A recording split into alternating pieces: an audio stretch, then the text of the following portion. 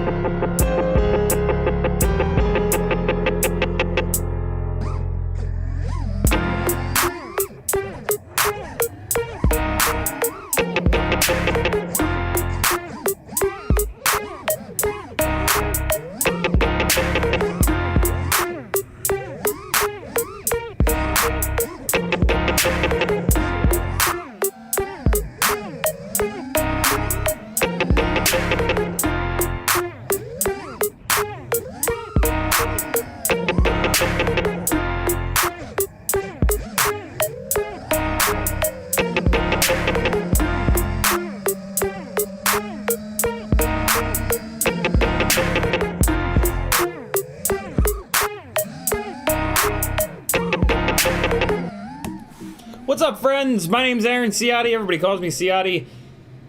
You can call me whatever you want. Welcome to CineWhoop Wednesday. We're gonna get started on the Toothfairy 2 CineWhoop build. This is also a Q&A stream, so leave any questions that you've got for me in the chat. And speaking of the chat, Riot9 was first. He says, first step, jack up your quad. That's a Mighty Car Mods joke that I love. Grizz FPV, Glenn Burnett, Airwave FPV, Dan Richmond, Zach Lothamer, Dusty Joe, Northern Tier, Ram Donko again, Lenny, Frank Nicholas, Paul McDonald. Am I on top chat? I'm on top chat. Hold on. Fixing. Paul McDonald, Michael D, Dan636, Rob Axelson, Grievo, Zach Lothamer, Mr. Huggy. What's up, everybody? Glad to have you. I just lost half the chat. I just lost a whole bunch of the chat. I don't know why. YouTube struggles with their chat setup. What else? Mailbag today and post-flight discussions. Yesterday and today, I was getting all my gear ready. I haven't had a gig in months, and so yeah, it always makes me nervous that my gear's been sitting for a while not getting used. So yeah, yesterday and today I took it all out, took as much of it out as I could, and especially now a bunch of stuff has DJI in it, so that needs a bunch of batteries put through it. So yeah, we'll talk a little bit about that. Hey, here's an interesting one. So I've got 4 rigs on DJI at the moment. 3 of them are fine. The CineWhoop is fine. The Razorback is fine. And what's the other one? Maybe I only have 3. But yeah, those 2 are totally fine. This guy, though, with a Vista and the best of the antennas, and the old school DJI style cam, it runs at like half frame rate. I think it might have to do with the fact that I must have the MSP wrong, because there's no OSD. So have you guys ever done that? Have you guys ever experienced that, where you don't have the MSP connection set properly, and that makes it the video come through at like half frame rate? The latency was also really bad. It was up in like the 50s and 60s, and yeah, it was just all kinds of funky. So I got to get the MSP set properly on this thing. Which is this, the one with the? Hey, look at that. This is the one with the oh yeah, I totally set the MSP wrong. The MSP needs to be port 3. Well, let's do that real quick. Port 3. I 100% got that wrong in the ports tab. I put it to either 2 or 4. So let's just knock that out super quick. I'm not going to test it or anything like that, but we're just going to do that real fast. I'm just going to work my way through these rigs, and I'm going to tell you guys about how they flew today and yesterday. A couple quick thoughts. Maybe we'll fire up Betaflight on 1 or 2 of them and talk tuning for a second or 2. But yeah, I just want to kind of blast through this. If you want to talk directly to me in the chat, all you've got to do is type CiottiFPV, and it'll light up in orange. This is what it looks like when it lights up in orange. You don't have to put an @ in front of it, but you certainly can. That's how I know that you're talking to me. If you don't do that, I'll assume that you're talking to each other. Dan636 says, hey, CiottiFPV in chat. Rob Oxison says, hello, Nancy. Calling you Nancy makes me happy. Whatever works. GrizzFPV says, yep.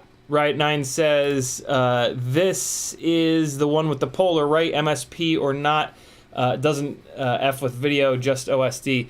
Interesting. No, it's not the one with the polar. I was kind of thinking that. I was thinking, like, is this the difference between 120 and 60 frames? But yeah, it's not the... Yep, there it is. Okay, so let's fix that. And... yeah, no, it's a 120 frame per second DJI camera. Very strange. Very, very strange. Maybe the MSP does have an effect. I'm super curious. Let me see. I'll be able to tell damn near instantly. Hold on. Hold on. Hold on. Hold up. I'm coming. I'm coming back, I swear. Hold on. I'm gonna use the same goggles and everything. Hey, so I flew with the V2 goggles for the first time. It was good. I don't have the output power. What are the 2 mods that you do with memory card? It's output power and what else?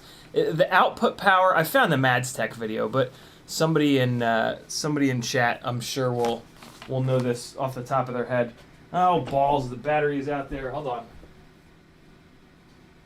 All right, here it is. Yeah, I think one of the mods is called the NACA mod? What the hell is that? What's NACA? Grivo says, yes, it won't leave low power mode if there's MSP problems when you arm. Gotcha. Just output power, that's it. Okay, I thought there were 2 mods, though. Aren't there 2 mods that get done?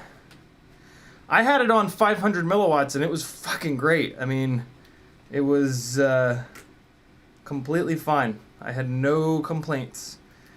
But these are the goggles with the really nice patches in them and the true RC antennas. So, yeah, I'm sure that helped. Man, what a difference antennas make. Holy crap. NACR, okay, so it's NACR, is for output power. Is that the only one? All right, let me grab a battery that's not over discharged. It probably means this one. And let's see if it's any better. I mean, it was like super noticeable. I'll also see if I have OSD. That'll be nice. And no OSD, but there is a chance that I haven't set OSD up, and it's still doing it. It's like half frame rate. Let me check if the MSP is working properly by going into the PID tuning and see if there's any values in there. Let's see. Yeah, so MSP is working now. I must not have just set up, the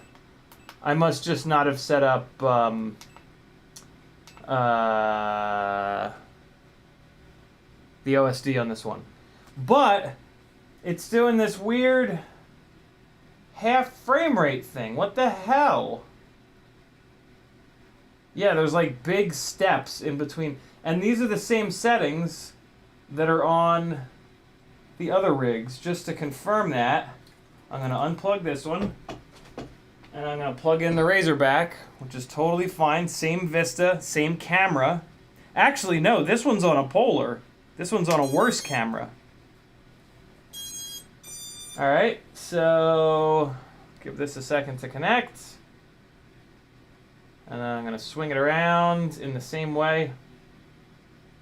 Okay, no, this one's doing it too. It's because it's dark in here. Oh, nope, there. I don't know. It's kind of doing it too. There was a second that it wasn't doing it. I think it's because it's just really dark in here. But I'm not using that other rig tomorrow, so it's fine. I gotta move the one OSD element over a little bit. All right, so maybe it's okay. I mean, regardless, I'm making progress. I got the OSD going, so that's good. I'll play around with it outside, and we'll see how it is. Okay, so I got the one quick fix I wanted to make there done. Getting caught up on chat here. The Razorback did really. Oh, so the tune is also fucked on that rig. Those 5.5. I didn't have OSD, so I was not hammering on it. But and with like half frame rate, it was really hard to tell. But yeah, it seemed kind of okay. The tune needs help. It needs to be way more aggressive. Other than that, though, it seemed okay. Didn't fly away or anything like that.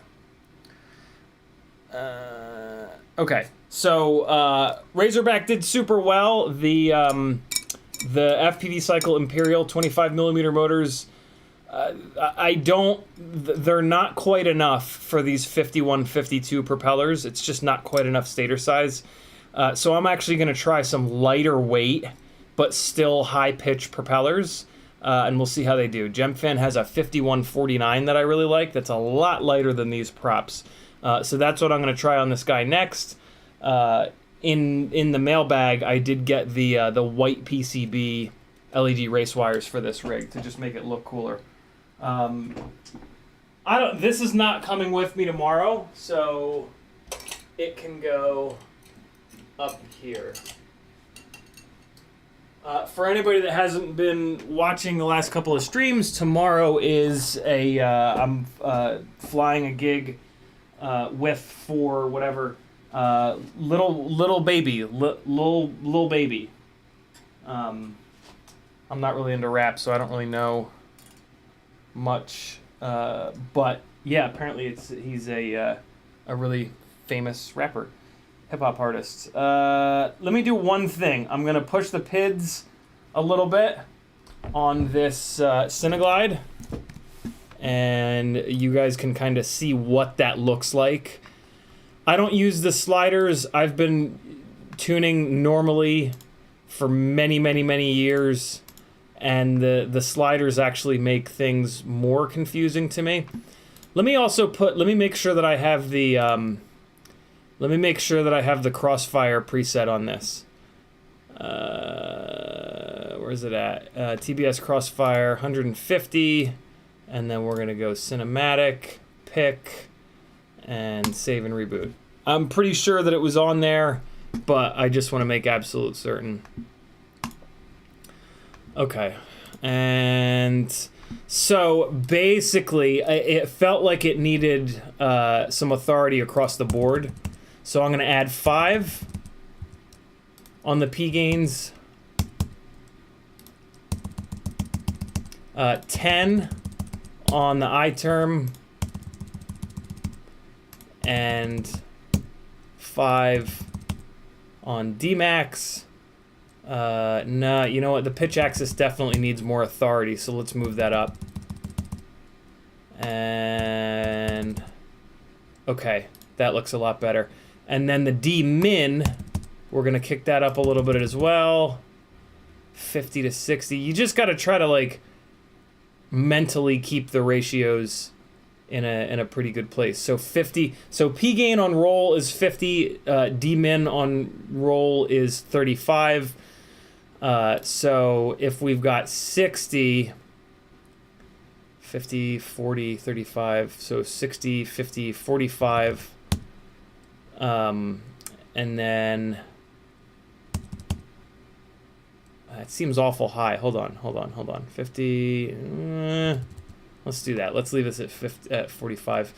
And then we'll give it a little bit more pitch, feed forward.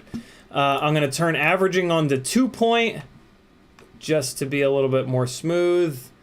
Anti-gravity is at 5. That looks good. I-term relax. I'm actually going to move this I-term relax cutoff all the way down to 5 because this is a full-blown cinematic rig.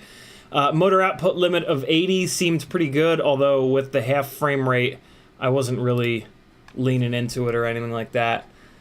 So that all looks pretty good. What do we got in here? We've got the gyro low pass 2 at 1,000. That's important. Yaw low pass filter is here. And then, okay, we've got the D terms set up.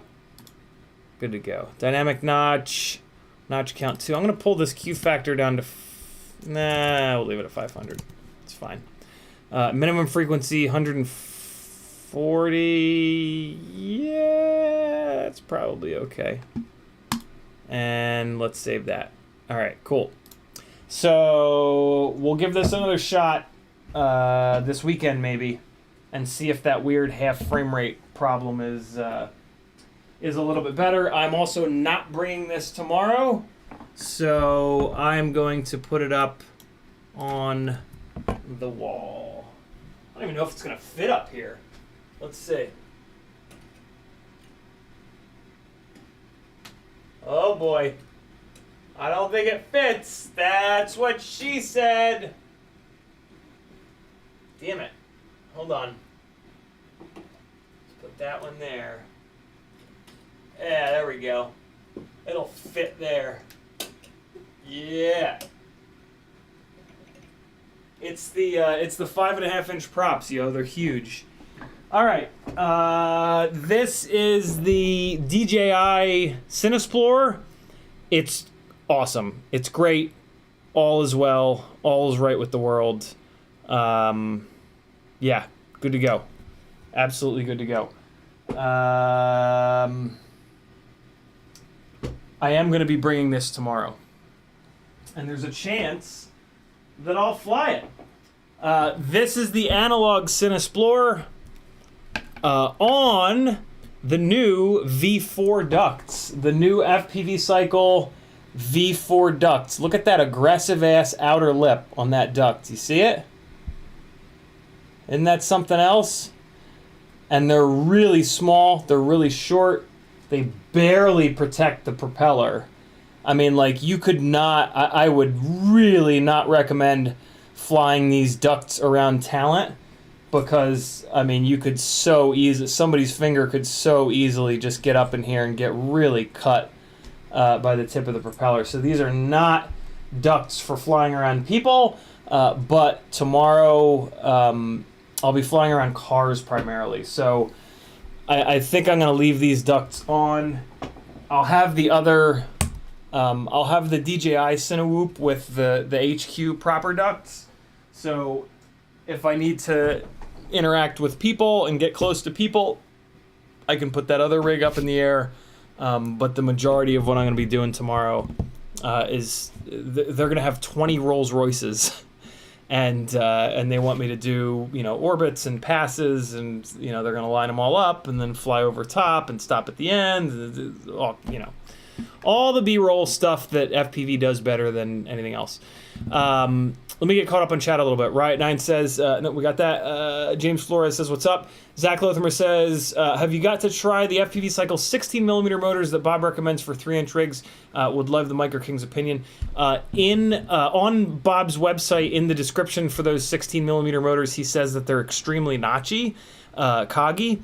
I have had 5 years of experience with coggy motors, and basically what that is that they're terrible if you're trying to get HD footage, but if you're just building like a racing drone, they're fine. You actually get more power from them. They are a lot harder to tune, but yeah, you get a lot more power for the size. So they're not for me, because I put HD on everything that I fly. The fact that they're really coggy is gonna lead to a lot of jello in the HD footage, and I'm just not into that. We have a hard enough time with micros and micro propellers. Like, one of the really annoying things with getting jello-free HD footage from a micro is that if you crash and you even like remotely bend up a propeller, you just immediately get jello. Like, a super clean 3-inch build is like always right on the brink of producing jello. So if anything happens, if a motor gets banged up, if an arm gets delaminated, if a propeller gets bent up, it immediately starts putting jello into the HD footage, and it just ruins it. So yeah, the last thing that I would want is a motor that's coggy, that's going to bring you even if a coggy motor could somehow produce jello-free HD footage on a micro, then like you're in an even worse situation if you crash or just bounce off of Scraggle or something like that and a propeller bends even a little bit. Yeah, it's important to reduce, because this is such a big problem, it's important to stay as far away from that threshold as possible. And a part of that is running motors that are nice and smooth and not coggy. It makes a big difference.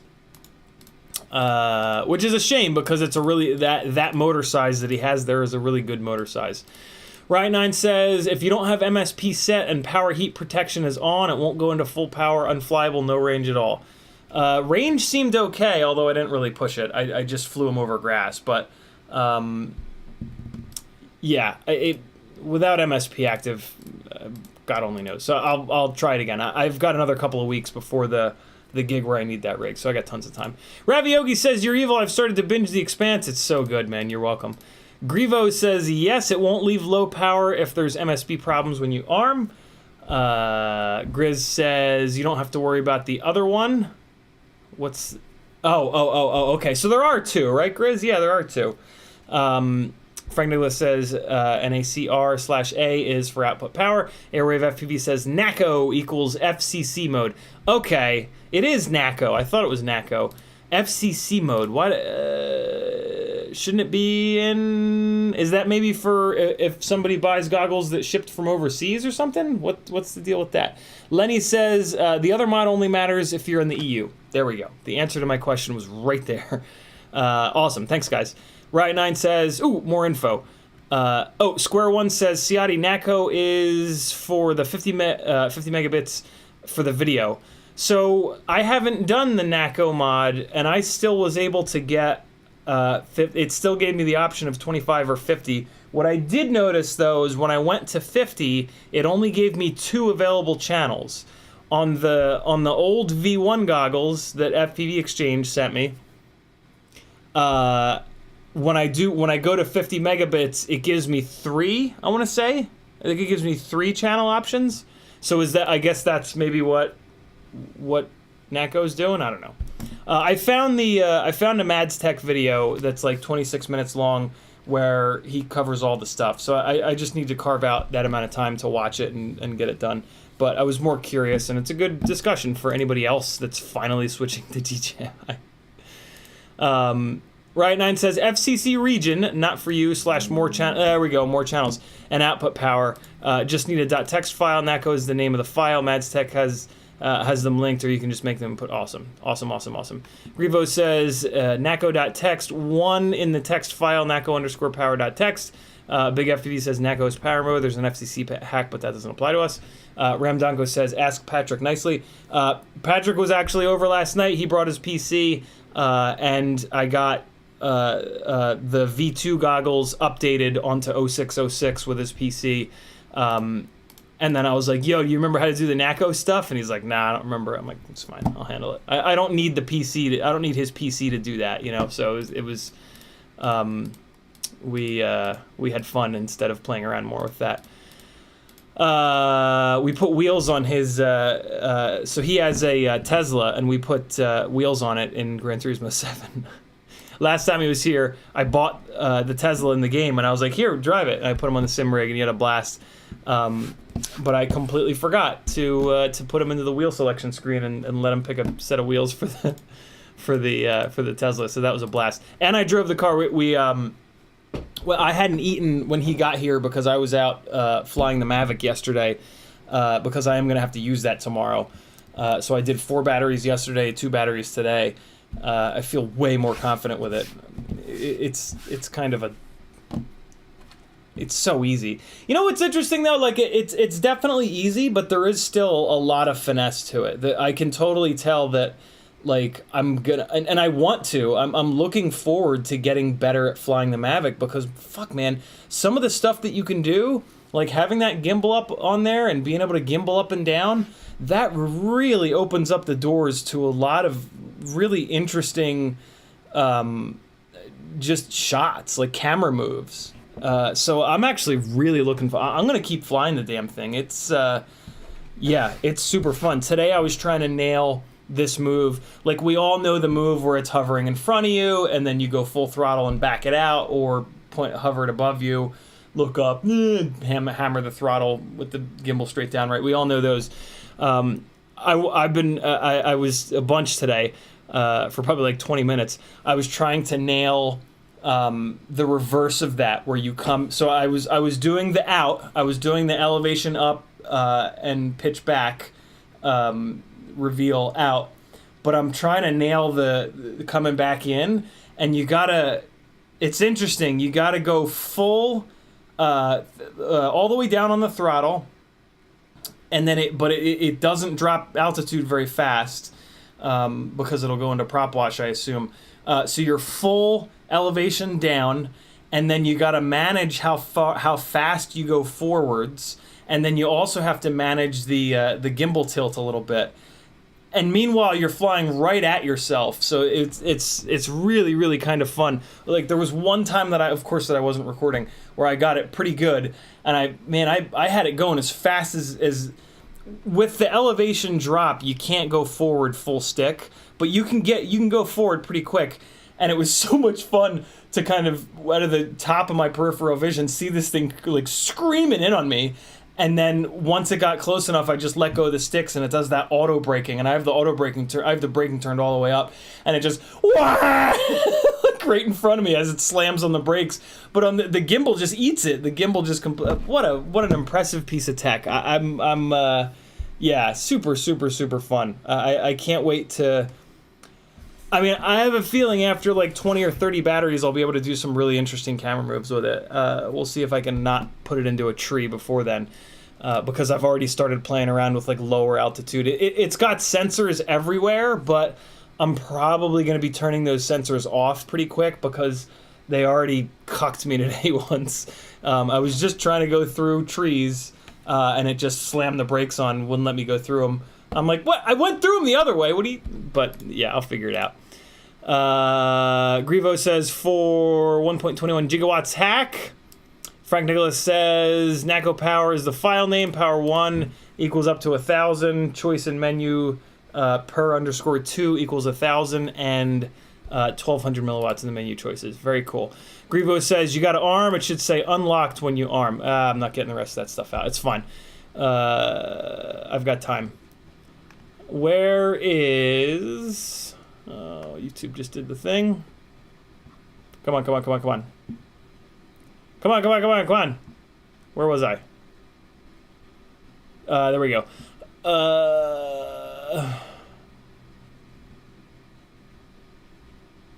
There we go. B-Man says, whoa, seeing CiottiFPV and DJI goggles is too crazy for me. Yeah, picture being me. Yo, DJI goggles are fucking uncomfortable. Good God.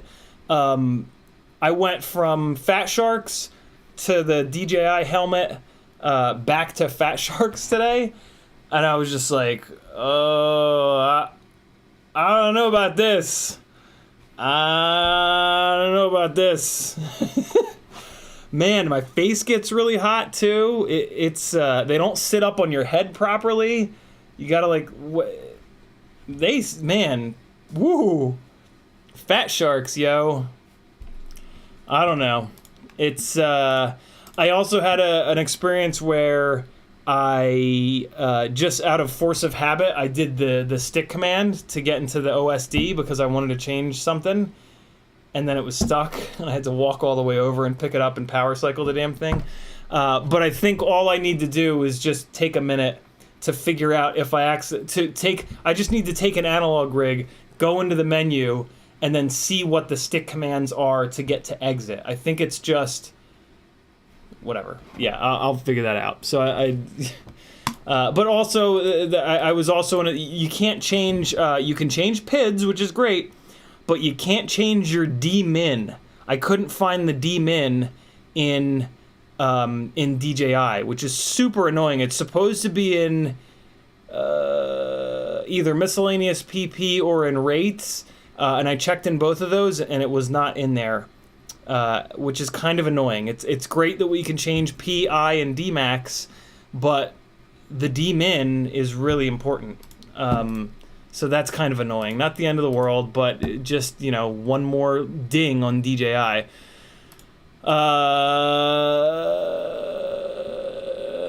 Frank Nicholas correcting himself on Power 1, Power 2. Riot9 says, full frame rate is only when temp control is off or you're armed and MSP is working. There we go. Okay, so that's what was going on. Temperature control was definitely on. I haven't had the guts to turn it off yet.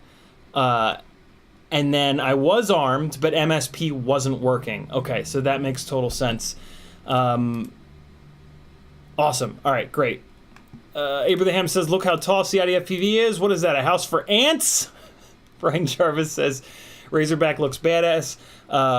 Brian, wait till you see it with more white wires and white LED race wires. That's going to be super fun. Next week, we'll get that swapped over. I've got a bunch of extra white wire, and I've even got white electric tape. So wherever I can put white electric tape, I will. Probably just on a little bit of the arm wires, but yeah, I can't. Man, it does look good already, but I can't wait to get even more white on it. This should look even cooler. That's what she said. Michael D got his ELRS Mobula 6. Thing flies so smooth. I think I like it more than the regular Mobula 6. Bit confused on why I'm getting less flight time on the ELRS version compared to the regular. ELRS is very power hungry on that AIO, but I think more importantly the little 0702 motors, they're crazy kV. They're 26,000 kV. So especially if your regular Mobula 6 is the 19,000 kV motors, that would definitely explain why. If your regular Mobula 6 is on the 0802 25,000 kV motors, then it doesn't really make much sense. They should have very similar run times. So yeah, if that's the case, let me know. Tyler DD says, you're missing out on not using the sliders in expert mode. I've tried. It's just,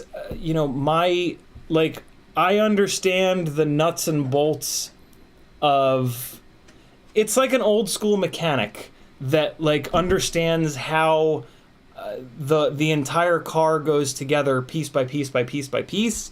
So for that brain, the individual pieces are the best, rather than, you take that old school mechanic and you put them in front of an ECU tuning setup, and they're going to be like, what the hell? There's sliders, there's numbers, what is this? Let me change a jet and a carburetor and I'll have you running in no time.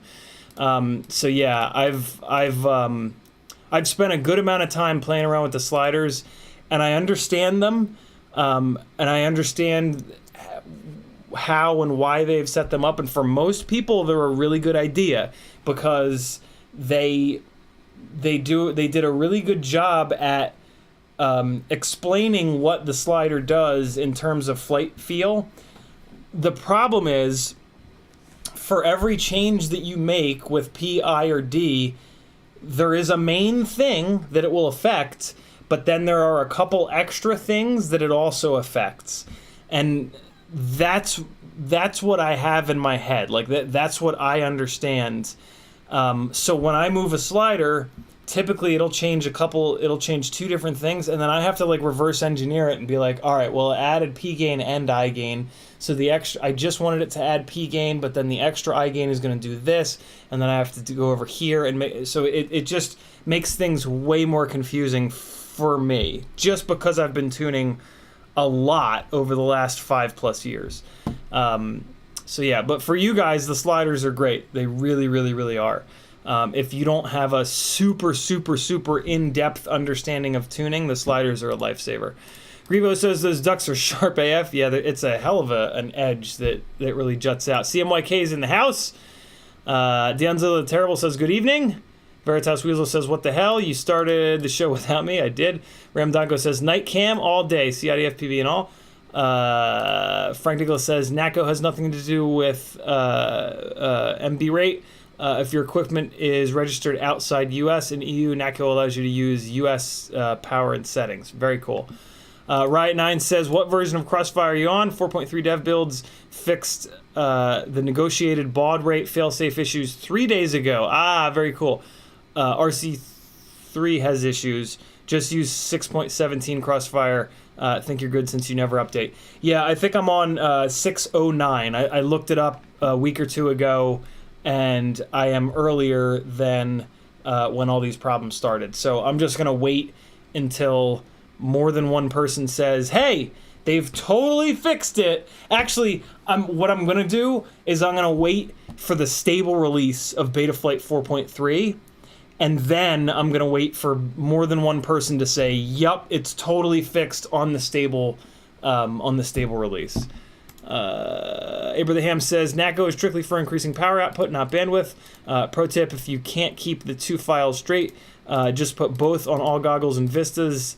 They'll use whichever they need. Okay, very cool. Yeah, I was shocked when somebody up above said that NACO had something to do with 25 versus 50. So I'm glad that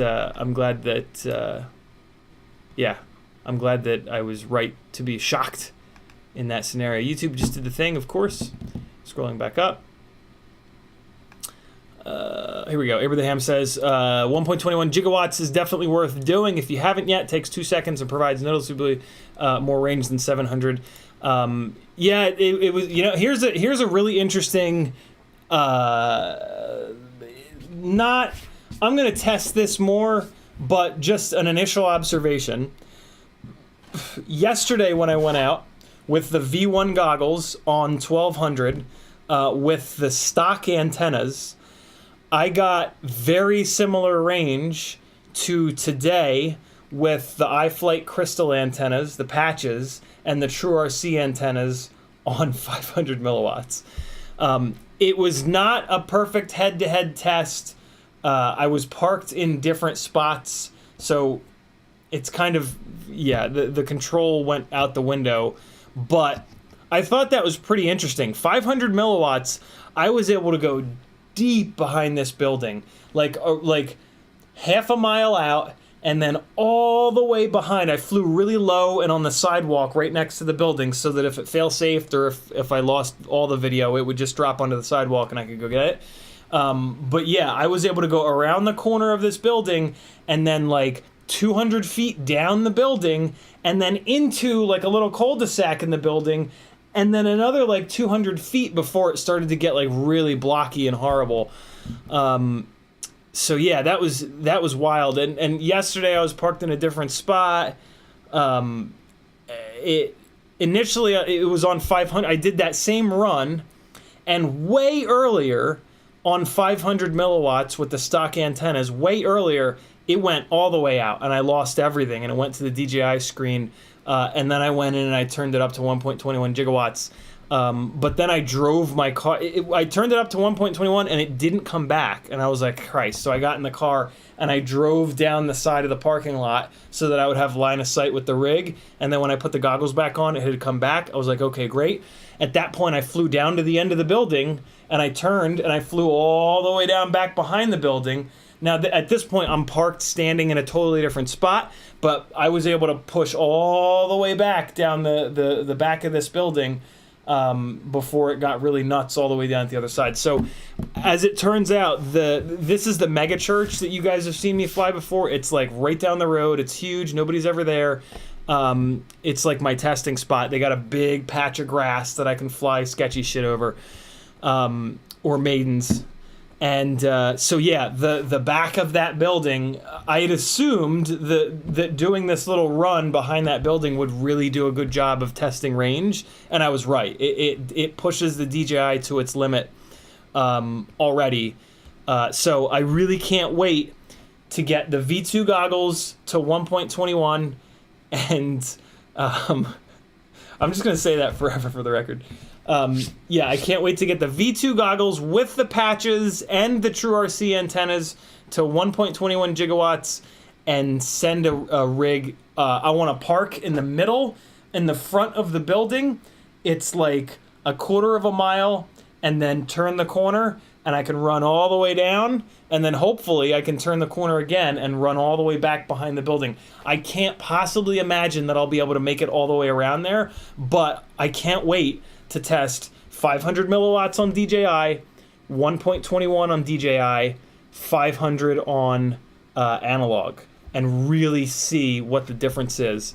And it's also getting me used to the way that DJI breaks up. So it's a perfect little spot to test range. I'm super happy. There are, like, I think why it's so good is that there are trees all around. The trees are like pushed really far back, but there are trees, so there is some bounce of the antennas. The trees are all sticks right now, so there's not much bounce. I bet you when the leaves grow in, there'll be better range back behind the building. But yeah, it's as it turns out, it's a great spot to kind of test range. I also want to see if I can get Crossfire to fail safe in doing this test. So I'm going to turn. I just basically want to develop a mental understanding of how much farther Crossfire will go than... I want to understand the strength of DJI versus the strength of Crossfire, basically. So I'm going to keep turning the power output down on Crossfire until I can get it to fail-safe behind that building, roughly in the same spot that DJI fail-safes. And then DJI gets unflyable, and then I can compare those two numbers, right? Like, is it 500 milliwatts on DJI that equates to 25 milliwatts on Crossfire, right? Like, that's what I want to figure out. Or is it 100 on Crossfire right? So I want to just kind of figure those two out. Because, yeah, not having LQ in DJI kind of sucks. I am looking at doing the mod where LQ and the warnings go into your pilot name fields. I'm probably going to do that mod at some point here, but we'll see. Because, yeah, only having RSSI really freaks me out. I really don't like that. So I'm gonna, yeah, I'm almost certainly going to need to get LQ into the DJI setup, because it's, you know, it's all that really matters. I was seeing my RSSI today drop to like 30, and I was just like, I was fine, but you know, RSSI sucks. It's only a tiny little picture of the full story. Whitmead says, I have a 2.5 inch and a 3 inch micro, both running D-Shot 300 at 8K, 4K with the accelerometer off. Both have a CPU average load of low 50s, max CPU load of low 70s. Do you think that's too high? You'll know it if it's too high. It'll do weird shit when you're flying it. So, you know, if you fly it over grass in a recoverable spot, you can just kind of go for it. For me, when I just do... Wait, you said D-Shot 300 at 8K, 4K. Which is it? Is it 8K or 4K? If you're so I'm assuming that it's an F4 flight controller in those. On an F4 flight controller, what I personally do is D-Shot 300 and then 4K with the accelerometer on, and it's good to go. If you max out the CPU, you'll know it. It'll do weird shit in the air. When you try to get into your OSD, it'll be all jacked up and slow. It'll like type the OSD out one letter at a time. But the main thing that you'll notice is in the air, it'll like just do stuff. It'll do uncommanded stuff. So if you get out and fly it over grass in a safe spot, put like half a dozen batteries in, and it's not doing weird stuff, you're probably good. Push it all around, do all the prop wash moves, like push the thing to its limit, really wing it all over the place, because that's when it has the most going on. That's when it has to work as hard as possible. Mainly like prop wash. When you put it into prop wash, the computer is like, okay, we gotta go and figure this out. So yeah, if you wing it around a bunch, you'll be good to go. Richard says, I got a 2020 Corolla SE hatchback yesterday. It's got a rear spoiler and straight piped after the cat. No mufflers. CVT trans with sport paddle shifters. It's fun. Who the hell? I mean, the catalytic converter will do a really good job smoothing out the exhaust tone, but a CVT transmission with a straight pipe that strikes me as potentially really annoying on the highway. But I know the catalytic converters they put in these new cars are extremely restrictive, which, again, will do a really good job. That's fun. That's fun, dude. Yeah, new Toyotas Toyotas in general are the jam. Brandon McBean says, you flying with the DJI FPV, I liked adding in-camera tilt when flying in manual mode, but it's tricky. Definitely adds a new direction to shooting while flying FPV. No, Mavic, Brandon. Yeah, I need to use the Mavic for a couple of shots at for this gig tomorrow with little baby. So I've been wailing the Mavic around. Really makes me appreciate a lot of things with FPV, but also it within 6 batteries of the Mavic, I can really tell the limitations of FPV, which is kind of interesting.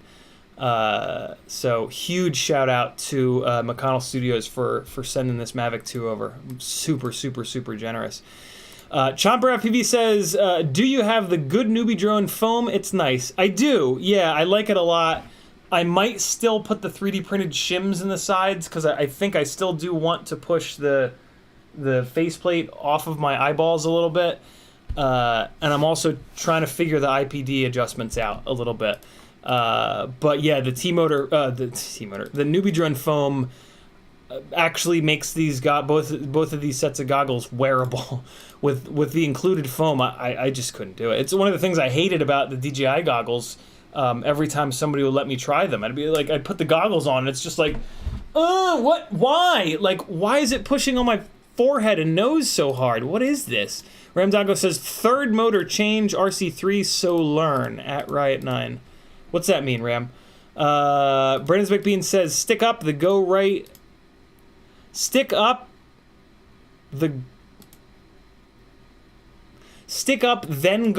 a bunch to exit the OSD menu blind. That's what I was trying to do. I didn't do the stick up, though.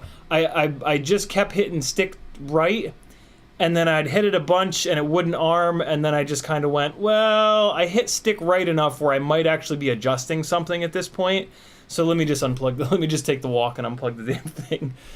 Veritas Weasel says, DJI FPV drone is just plain fun. If you screw up and fly out too far, it will come home. Yeah, no, Mavic. Although, I mean, the difference between the DJI FPV drone and the Mavic is not a whole hell of a lot. Of course, you can put the DJI FPV drone into more of an FPV mode, but why would you do that? Just build an FPV rig. The Mavic... The Mavic makes a lot of sense, man. I gotta be honest. For a photography, I think I would much rather have purpose-built FPV rigs and a Mavic rather than the FPV drone to do everything.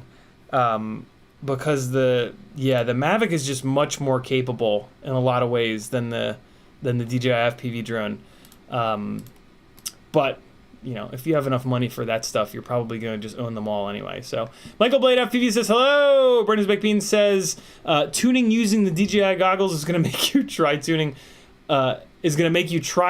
without D-Min. Yeah, I already was. I was already doing that today. I was like, oh my god, all right. But luckily I remembered to change the D-Min when I got home here.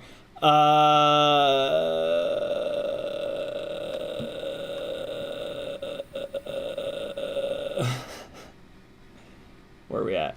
Whitmead says, your opinion on Crossfire is how I'm approaching it and Betaflight 4.32. I'm going to wait until it's a stable release with absolutely no bugs, and I'm going to update all 17 of my quads. Jesus Christ, Whit, it's going to take all day. JRFPV says, I knew you would like DJI. I don't like the company, but their products are incredible. I'm warming up to it for sure. It is way different to fly. It's way different. I'm very uncomfortable flying 5-inch freestyle with DJI. Flying the CineWhoops with DJI is whatever. They're going 3 miles an hour. It doesn't really matter. But the Razorback, so the Razorback is like good to go. I had full OSD. I had full frame rate. Everything was great. But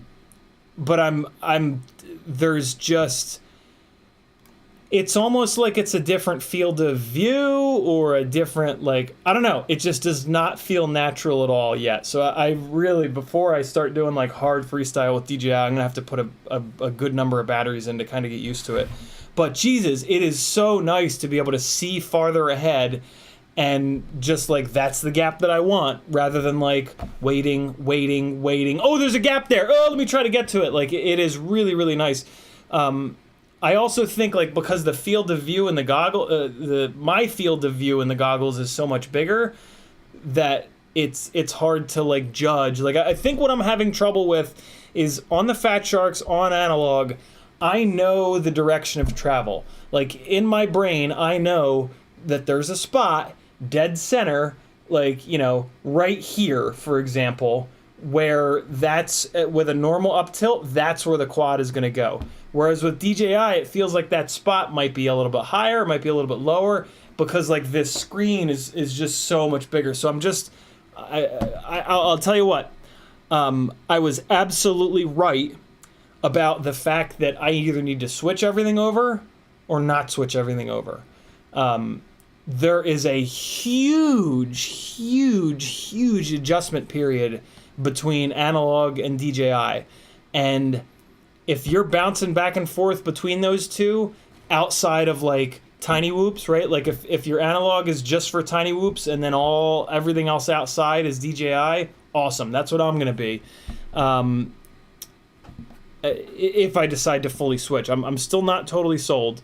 But yeah, my God, if you're getting frustrated with not being able to improve as a pilot, and you've got half your fleet on DJI and half your fleet on analog, I can all but guarantee you it's that. It's because you need to just pick one, and you need to get your muscle memory and just your whole brain adjusted to the size of the screen that you're looking at, and just there's just a lot of differences. There's a lot of differences. JRFPV, we got that. Gator FPV says, I didn't see much difference between stock and the iFlight crystals. I'm going to test it a lot better because I've got the V1 goggles with the full stock antennas and then the V2 goggles. So as soon as I do the NACO mod to the V2 goggles, I'll be able to put them both onto... I mean, actually, I should do the test at like 25 milliwatts. That would make it easier. But I'll probably do the testing on like 500 because at 1.2 it'll probably just go forever. So yeah, I'll do some testing. That'll be easy to do. Abraham says, I was at that mega church. It's huge. No one is ever there. It's true. It's true, man. And we're paying for it. Try to figure that one out. Dan Richmond says, so was that better range and penetration than analog would have done, I guess? Yeah, for sure. Oh, no, not for sure. I haven't done it yet, but I can all but guarantee it. Dan636 says, I'm back. Don't tell me I missed your first DJI flight footage. Nope, no flight footage today. I got to, yeah, another, probably next week. Frosty Worldwide FPV says, I'm pretty sure you can do LQ in OSD now. Not without the mod, Frosty Worldwide. I have LQ in my OSD on the DJI rigs, and it just doesn't show up. But there is this hack that you can do. Joshua has a video on it. Charles Marseille just tagged me and didn't say anything. Is there a previous... There we go. LQ and RSSI KOD is easy. I'll help you very quick to do.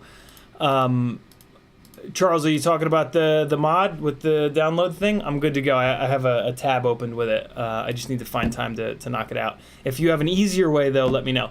Airwave FPV says, I'm pretty sure I'm seeing LQ in my OSD. The number is pinned at 99 most of the time, goes down to 80 occasionally. I have FETEC flight controller. I don't know anything about it on FETEC, but on Betaflight, it's not showing up at all. There is RSSI, though, for sure. YouTubers did the thing again. Come on. FPV Trucker says, Betaflight changed the way CPU is measured. High numbers not as important. Yeah, typically the 50s and the 60s wouldn't fly. But with 4.3, the dynamic filtering is much more processor intensive. So when you couple that with RPM filtering, it is possible to overload the CPU.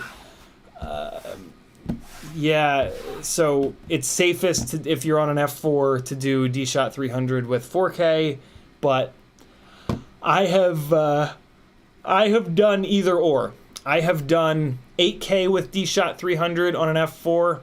I have done 4K with D-Shot 600 on an F4, and I've gotten away with it. But you can't do both, which makes it pretty obvious that you're getting to the limit of what it can handle. Riot9 says, please reframe from calling the DJI helmet goggles. Thank you. I will, whenever I think of it, I will call it the DJI helmet, because it's in size wise, it's closer to the size of a helmet than it is to the size of goggles. But I will not remember that. I will not remember to call them helmet 100% of the time, which makes me sad. Big FPV says, you can put LQ in the OSD on DJI. You just do it the old way, like Betaflight 3.5.7. Set LQ on Lua to channel 8 and select RSSI on channel 4. Oh my god, that's a nightmare. I would rather do this mod, if I'm honest, because this mod will also give me warnings. And goddamn, I lived on the warnings. So yeah, I'm gonna do this mod that Joshua has a video about, because I really want to get the warnings back. And there's no way to like just get the warnings. Like, you get the warnings and the LQ. So yeah, I might as well. Zach Lothamer, thank you for hooking Macelius up. He says, Macelius FPV asks, CineWhoop question, what frame would you choose for fly-throughs and events? It depends, Zach. if you're going to be flying above people at the events, you need to make sure you choose something that's sub 250 grams. But then for regular, and what that means is it's going to be a naked GoPro situation, which is kind of a pain in the ass, but yeah, if you're going to be flying above people, you got to do it. For home fly-throughs, that's probably also a good option because it's a lot lighter weight, and that, like, hallways are very narrow. If you have a lot of flight experience, you can get away with a regular CineSplore, like what I've got going on, and make it work. I really prefer that because you don't have to tear a GoPro apart, so you can still replace them at Best Buy. And you've got a GoPro that if you accidentally pull the power, it doesn't wipe the entire file. There's a lot of negatives to the naked GoPros, which is why I haven't done one yet. I do have a perfectly good Hero 6 that I am gonna yank apart. But yeah, if you have the flying skills to haul around a full-size GoPro, you should, because it's more durable. There's less things to fail when you're on set, which is a really, really, really big deal. And the best of the full-size CineWhoop frames certainly seems to be the CineSplore. We're going to start this Toothfairy 2 build tonight in a little bit here. That might maybe be a little bit better than the CineSplore. The initial issue that I have with this Toothfairy 2 frame, though, is the deck height. You can't change the deck height because it uses vertical standoffs, vertical carbon in the front for the camera cage. And so you're locked into a 15 millimeter high deck height, which is really small. You can't run a nice, like overbuilt 5-inch 20 by 20 ESC in there. It's going to be too thick.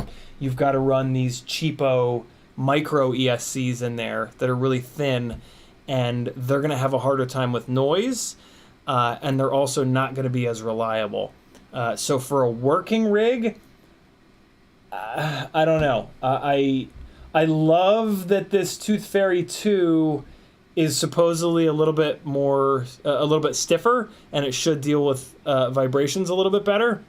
I love that it's also going to be lighter weight, but yeah, I'm scared about having an ESC in there that lets go at some point, because it is going to be picking up a full-size, full-fat GoPro.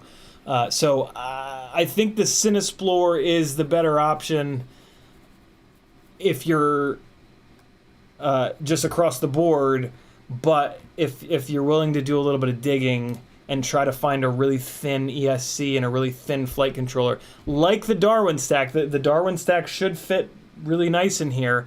I chose not to get it because it's really expensive, and Bob said it barely fits, and I was like, what? So yeah. Reading the Wind says, flying is mostly a visual experience. DJI has the best visual experience, period. Very, very true. Very, very, very true. Airwave FPV says, you're 100% right about picking analog or digital. Glad it's not just me.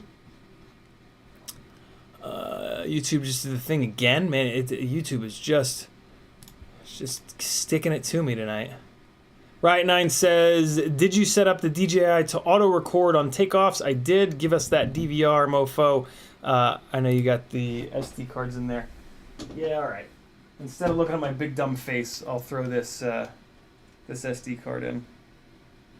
Because it should actually, it's fairly low quality, so it should play on this ancient computer.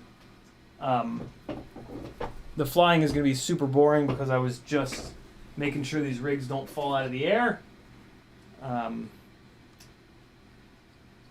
Starting like a couple of days before a gig, I stopped flying hard because I don't want to have to scramble and make any last minute repairs. So yeah, this will be the most boring flying you've ever seen from me. But it'll be flying nonetheless. And I mean, how much can you really look at this situation unless you're Maggie? She loves it. Okay. So if I do this, and then, hold on. What are these SRTs? Oh, these are the OSDs, aren't they? I don't know what any of this is going to be. Oh, look at that ugly ass OSD display. Okay. Oh, good. All right, it's going to go through each one of these. I was hoping it would do that. All right, so there you guys go. Right, let me get back into... Wait, can you guys see this? Yeah, you're good. Okay. So there you guys go. I don't know which rig this is. I didn't... I did have the GoPro on for everything. This is black props, and they're in view, so this should be the Razorback. If I start flying it really fast, you'll know it's the Razorback. What else is going on in the chat here? Brady's Baked Bean says, did you say you need LQ in DJI goggles on Crossfire?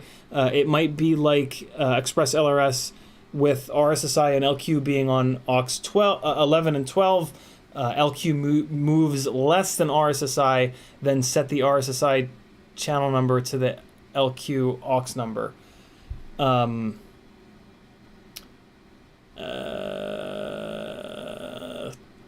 I think that's what we were talking about a minute ago. I think I would rather do the hack so that I can get the warnings. But I'm going to do some more research for sure.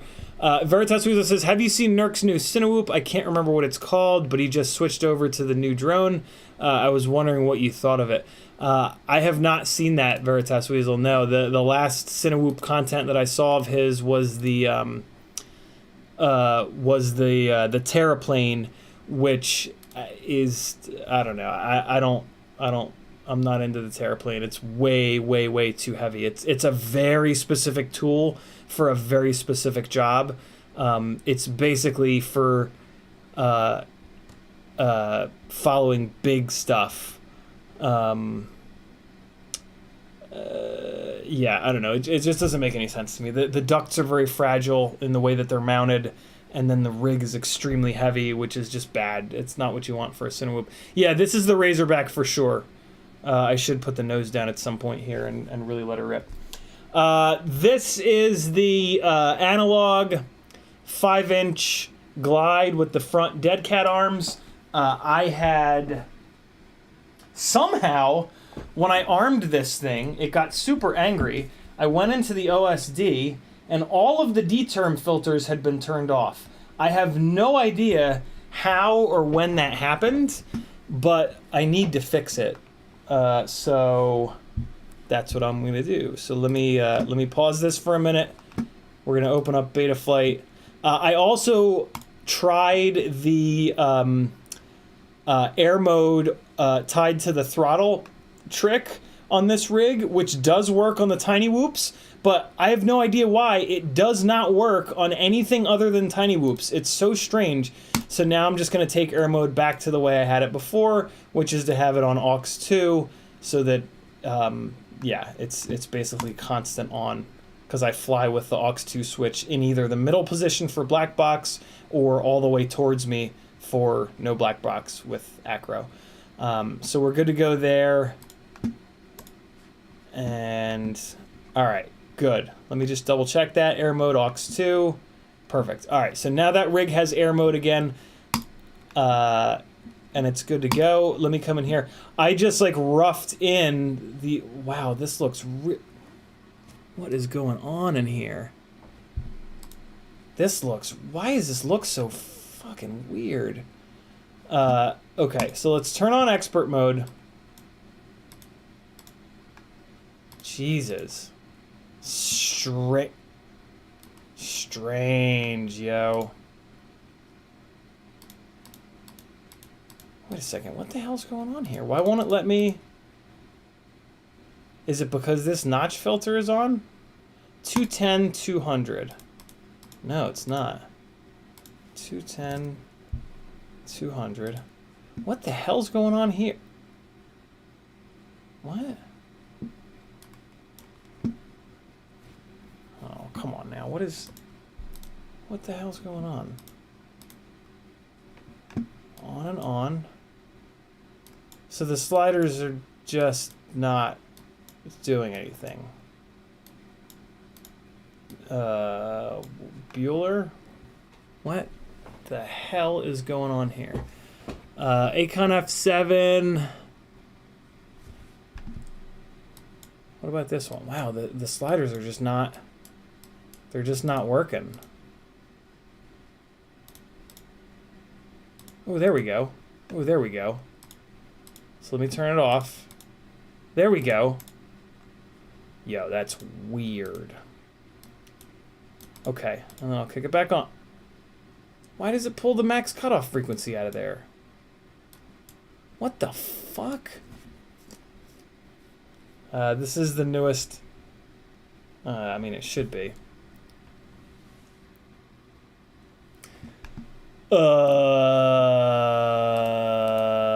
Let's check. Let's check and make sure it's the newest configurator. Where's that link for the configurator?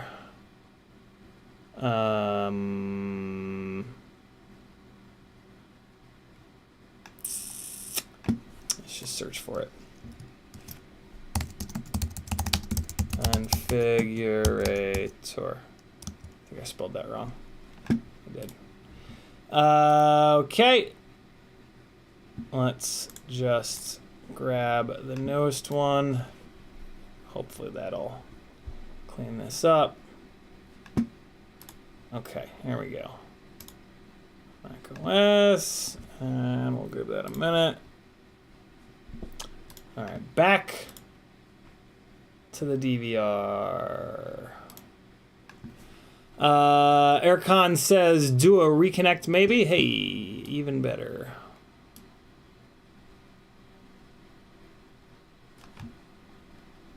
And we're gonna replace. Okay, 661, so we got that. Metal Durskin says, you gotta change profile dependent filter settings to on. Yeah, as I was showing you though, when I click that, it takes away half the numbers. Very strange. Look at that! Look at that rig boogie, man. Those big pitchy props. Look at it just eat this ground up. This is only like half throttle too. Look at that! Look at that! It just rips. But you see all that motion? It was an extremely windy day. Look at the flag. This is one of the windiest days I've ever flown. Yeah. Okay, I just heard it ding, so that should be good. Let's fire up the new. Oh, balls. It's gonna want to verify. Let me do the thing in the place.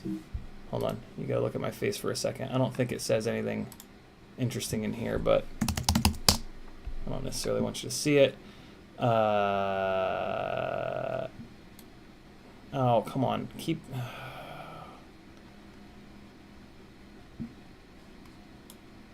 Oh, come on, man. Go faster. 661 says, how new and what version of 4.3? Not sure, but we're on our way to figuring it out. Yeah, so the Razorback is on the Imperial motors, which are a 2506. These 5152 propellers didn't even like the 2507 motors that I previously had on it. So yeah, it's just not quite enough stator volume. I'll try to push the tune a bunch. I wonder which rig this is. This is probably the Cineglide right now. Yeah, this is the Cineglide for sure. This thing needs a lot more help on the tuning front. This is on the Gemfan 5.5 inch 36 pitch props. And there we go. Okay, so now we got that. I can come in here, open anyway, and we'll be good to go. So yeah, this thing needs a lot more work in tuning. Because it was half frame rate, I could barely tell what the hell it was doing. So I didn't spend any time. Well, plus I also couldn't change the tune because the MSP wasn't working. So I just kind of flopped it around for a minute. I got to get it back out now that MSP is on the proper port. and we'll be good to go. So, but yeah, look at this wind. Look at it. This is actually the CineWhoop, I think. Look at the wind. Look at it knocking the... And now here you really get to see it. Ready? Look at the angle that I have to maintain when I'm side on into the wind. Look at that. And you can still... You can see the wind is still kind of coming towards me. Yeah, this is the CineWhoop. This is the CineWhoop. I've been... Brandon's Baked Beans helped me out yesterday on Discord with the CineWhoop tunes because they were... Oh, sorry, guys. God damn it. Yeah, so this is the CineWhoop. I'm just waiting on Betaflight to finish with the configuration. There we go. Yeah, this is the... This might actually not be the CineWhoop. Is there a shadow? Can I catch a shadow of this thing at any point to see what the hell it is? Doesn't look like it. You know, I'll be able to tell right here. Yeah, this is the CineWhoop. Look at it crawling through the air. But yeah, here's the... This is how much wind there was today. Ready? Look at the angle. Look at that. Look at that angle. I'm like 30 degrees to keep the... Oh, come on, man. What? How many times do I have to fucking click it?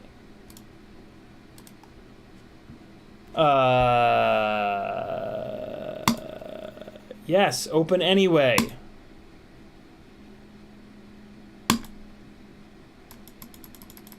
If I just keep clicking it, you think that'll help?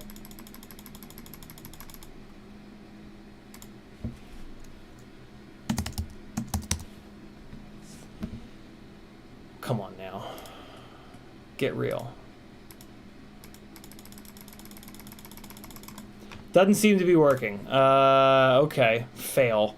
Yeah, it was hard for me to even fly around this silly little thing because the wind was just kicking my ass. My God. Wild amount of wind. Yeah, so Brandon helped me out with a little bit of CineSplore tuning yesterday. If you guys need tuning help, hit Brandon's Baked Beans up. Yeah, his rates are very reasonable. And so yeah, we brought the PIDs down, and so I brought the PIDs down by basically 5 and then another 5. The second 5-point drop was definitely way too much, so I had to bring those 5 points back online. It was too windy to really know. I mean, I would love for the CineSplore to do better in the wind than this, but I mean, if it's this windy, like if I have a gig and it's this windy, like the rig being more dialed in kind of isn't gonna matter because like it's like almost impossible. Like look at that, like it's just stopped. It can't like. So yeah, I don't know. The PIDs might be as aggressive as. Yeah, I don't know. But I am at the limit. I appear to be at the limit of what's possible on the CineSplore frame in terms of filtering and PID authority. I wish I could crank the PIDs up like another 10-15 points, but it just doesn't seem like we're going to be able to get there because like it's already got a good amount of filtering, and like continuing to add more and more filtering, you get to sort of a point of diminishing returns. And you actually, Brandon was telling me that you can add too much filtering and then it makes the situation even worse. So here's where, all right, here you guys go. So here's the little range test that I sort of did, all right? So I'm parked. I just took off from where I parked, and I'm flying over towards the edge of the building. So this is at 500 milliwatts, 500 milliwatts, iFlight Crystal patch antennas, True RC antenna, CP antennas up on top. So yeah, you guys can see, and like you'll see when I bail out and it starts to get really latent and blocky. I was pretty impressed by this. So I guess Betaflight no longer works on this computer. That's awesome. That makes me want to absolutely jump off the roof. Oh yeah, by all means, continue to verify. Just verify forever. That helps me a lot. Jesus Christ. My God. Okay, so I guess I'm gonna have to fix this rig on the laptop, which is not the end of the world.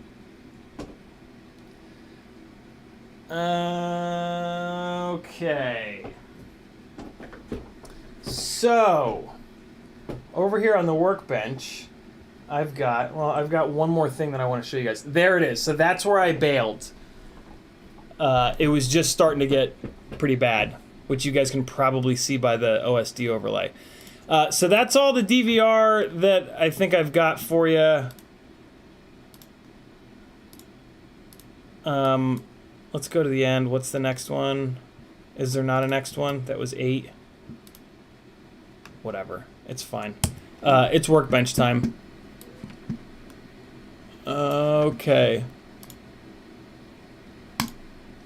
Whoever recommended that I get the new version of Betaflight, thanks a lot! I'm just kidding. Hey, look at this. Look at this. This, my friends, is how you test CineWhoop motors. You buy 3 extra Beta Meteor 65X frames, and so the Mobula 6 ELRS currently has the TinyWhoop.com 0802 25,000 kV Zeus Juice motors.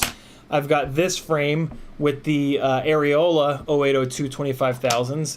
I've got this frame with the new one-piece Bell. Come on, man. What the...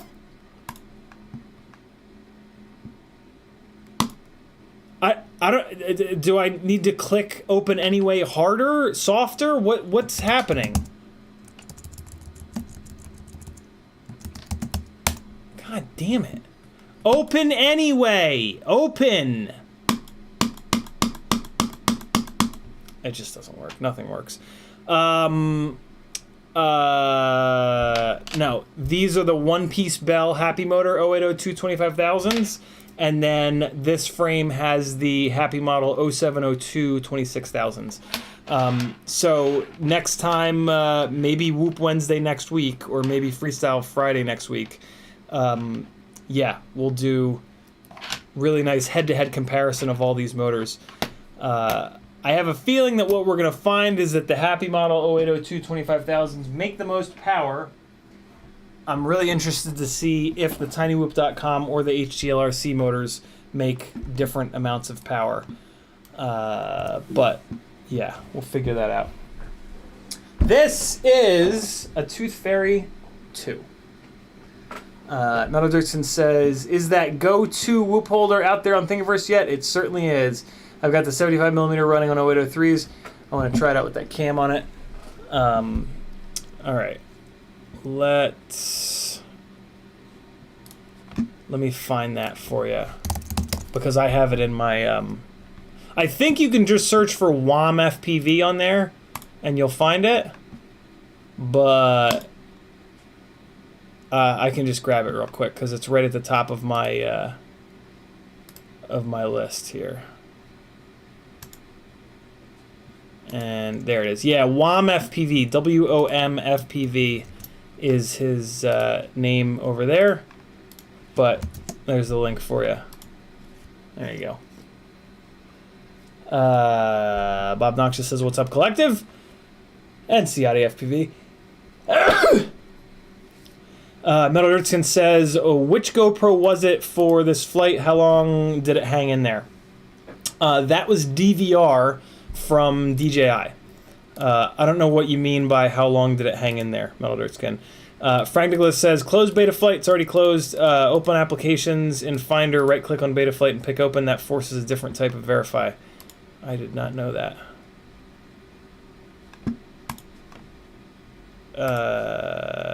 Applications. Yeah, I gotta open an actual window.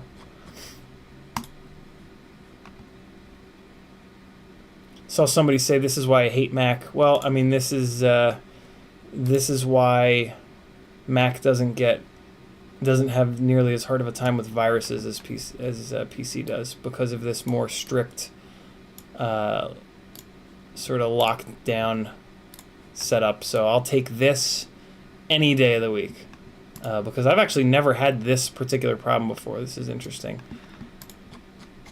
All right.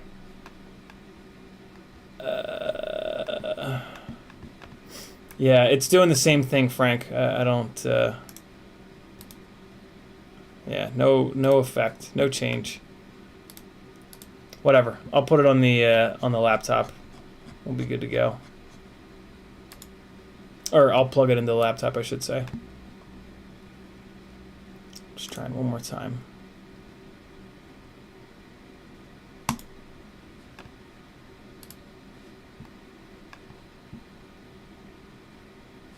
Yeah, no, that didn't help, Frank. We tried though. Appreciate it. Okay, and away we go. So these are the CineWhoop specific arms for the Toothfairy 2. And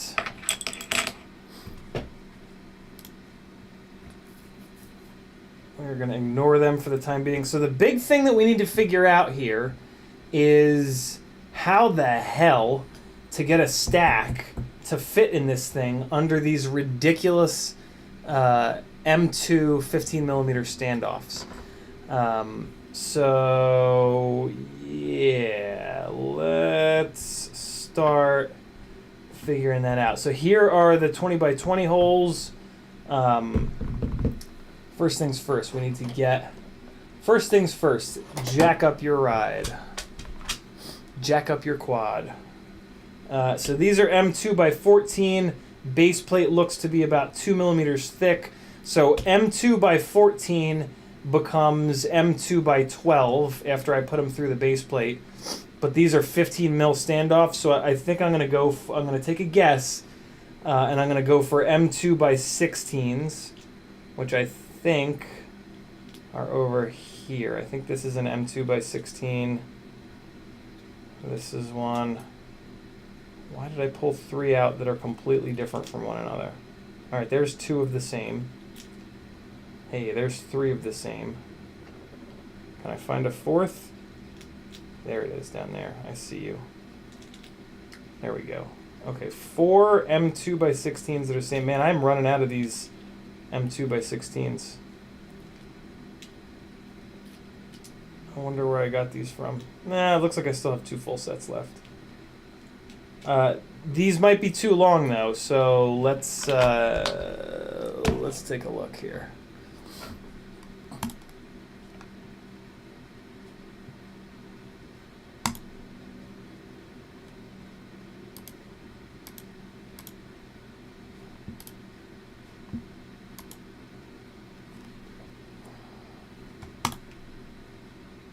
Jesus Christ, wow, nothing works. Hey, there it goes. My God. Okay, hold on. Let me do this real quick because the quad is still plugged in, actually. That button. You guys should be looking at the desktop now. Yeah, we go. Okay, so modes. Let me just make absolutely sure that air mode stuck. Okay, good. Air mode is set. Let's see if this weirdness with the filters is fixed. Nope, still being very weird. Still being very, very, very weird. Wow, yeah, this is like full-blown broken.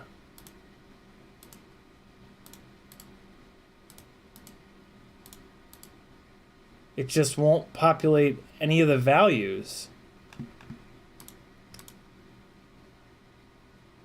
Wow. What the hell? I mean, I could just hand type values in here, but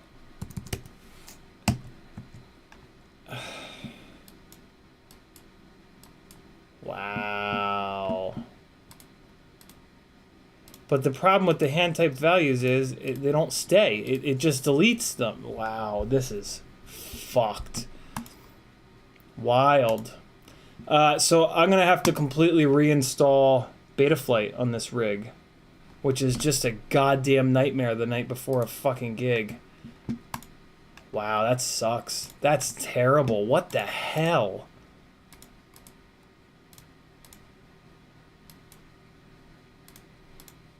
Jeez. Brutal.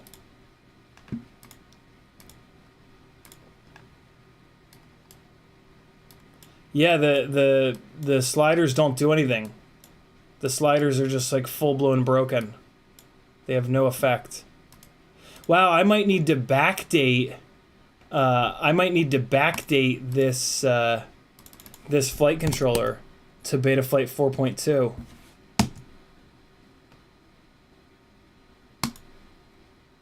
Jeez, yeah. See, look at that. When I save it, it just deletes everything. Wow, fully broken. All the way broken. Damn. Alright, so yeah, after the stream, I'm going to have to completely reinstall Betaflight on this rig, and maybe it'll work. But I bet you it doesn't. I bet you it's just full-blown broken, and I'm going to have to go back to 4.2. My guess would be that this target, Acon F7, is broken in 4.3. So I'll probably have to go back to 4.2. It could be just broken in 4.3 release candidate 3, but yeah, it's I'm not gonna find out. I'm just gonna bring it all the way back to 4.2 and call it a day. Jesus, I'm glad I noticed that. Fucking A, man. That's the stuff that nightmares are made of. That just happened, like, that just happened out of the middle of nowhere. There was, wow. Bob Knox just saw this when he went from RC1 to RC3. Bob Knox just says, don't do a dump either. Yeah, never, ever, ever do dumps. Every once in a while, I'll do a diff, but I don't even, I mean, I talk about it all the time, like, don't even do diffs. I really, you know, I'm not just saying that. Like, I really do mean that, guys. This is a perfect example of that. You know, when I armed this rig, it made all kinds of horrible noises. And if I had left it armed for very long, it would have cooked the motors or an ESC. So yeah, never do dumps, and typically don't do diffs either, but it's if you do a diff, you're taking a lot of chances. Imp FPV says, I use the Acon F7 V3 with Betaflight 4.3 RC3 and it works fine. Well, there we go. Brandon's McBean says, mismatched Betaflight 4.3 release candidate versions could do that. It was reported as a potential issue. Interesting. Dan636 says, could it be possible it's the config and not the flight controller? Could you change it in the goggles? Yeah, I was able to change it in the goggles. Steady Eddie says, I had that issue, reflashed RC3 with full chip erase and it was all good. So that's going to be the first thing that I do. I'm just not going to do that on the stream. There's not a lot of value in me doing that. So this is interesting. There's press nuts on the top here. Oh, for the arm bolts. These press nuts are, there's the 12x12. Okay, all right. Brain fart. Don't mind me. First time building the quad here. This build is going to take some serious time because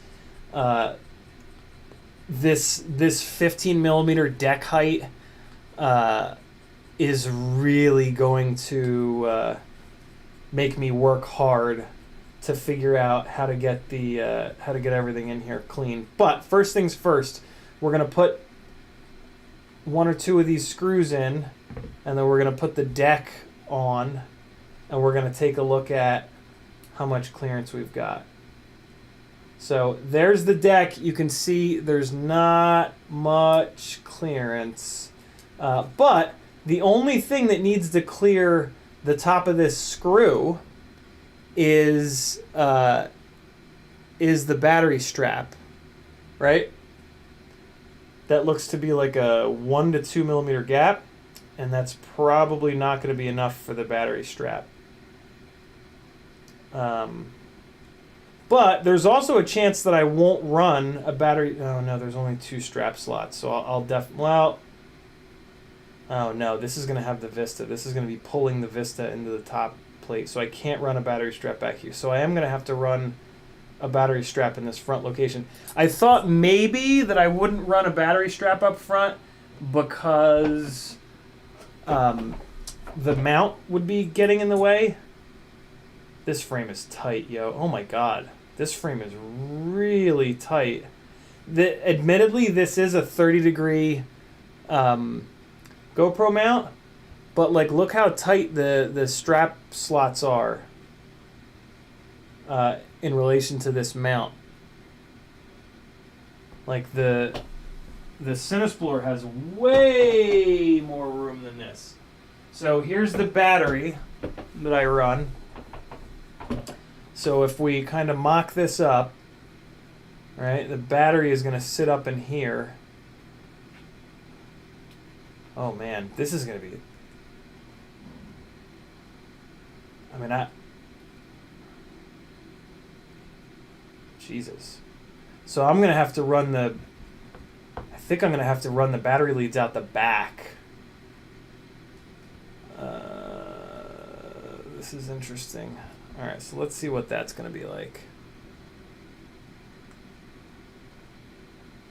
Okay, so if it's like that, yeah, see, no, that ain't gonna get the job done.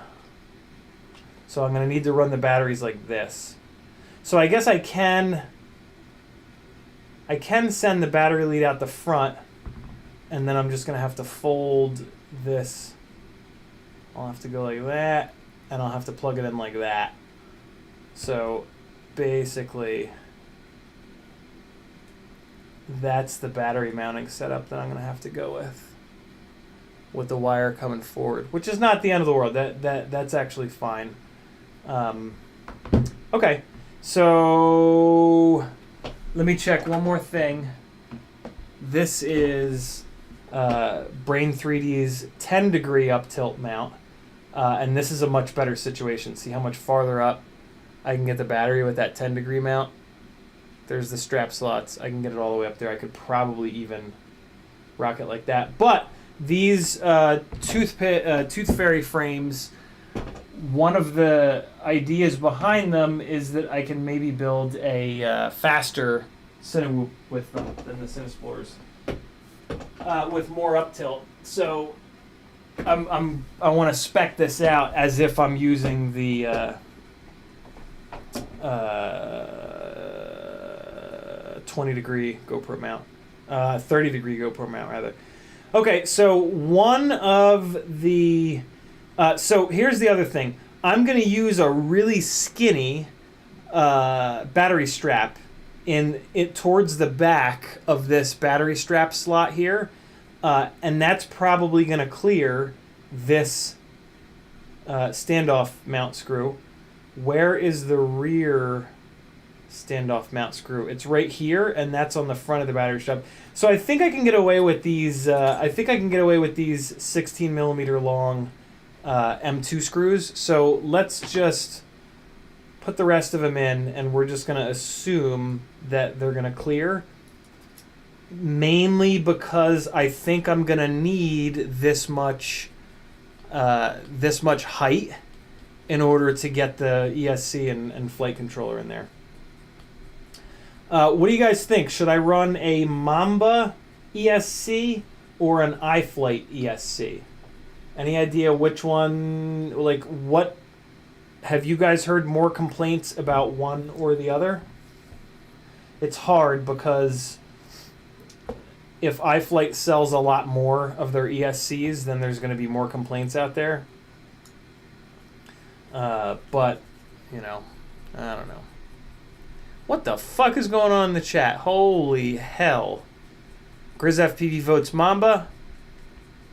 Riot9 also votes Mamba. Metal Dirtskin is on the Mamba train. Edmund is on the iFlight train. So this is an old school iFlight ESC that they discontinued for some reason. I had this on the Acrobrat, and I pounded the shit out of this ESC, and it held up real well. I was really, really, really surprised. I even ran this on 6S. This is one of the very rare small ESCs that can handle up to 6S. But then they discontinued it, and they replaced it with slightly worse ones, which was a little weird. Freelo Joe. All right, so it looks like everybody but Edmund votes Mamba. So Dad just caught us run. So I guess I'll do the Mamba. That's fine with me. This is the 30 amp Mamba, 2S to 5S. I think it's only 8-bit. Yeah, it's only 8-bit, but that's okay. I have it here. This is the F30 Mini ESC. I'm always tempted to leave the sticker on so that I can know what the hell the damn thing is down the road, but I do have these live streams that I can like look back at, which is kind of cool. Can I put the sticker here now? See, the sticker's too big. Sticker's going under the table. Mamba F3 Mini ESC. That's what this is. Mamba F3 Mini. Sticker is now on the bottom of the table. I think I just put it right on top of another sticker. What's up, Super Deluxe? All right, so we need to get it spaced off the base plate so that it clears these. Oh wow, this is an M2. This is an M2 hard mount ESC. I'll be damned. So we got to get it off the. Hold on. Let me think about this. So this has. Let me look at the size of the pads. The difference in the size of the pads. So the Mamba has double-sided pads, and they're only a little bit smaller than the iFlight. All right, so I think we are going to use the Mamba. So this is kind of interesting, right? I could use these castellations on the side, but the castellations that are right on top of this press nut will be bad.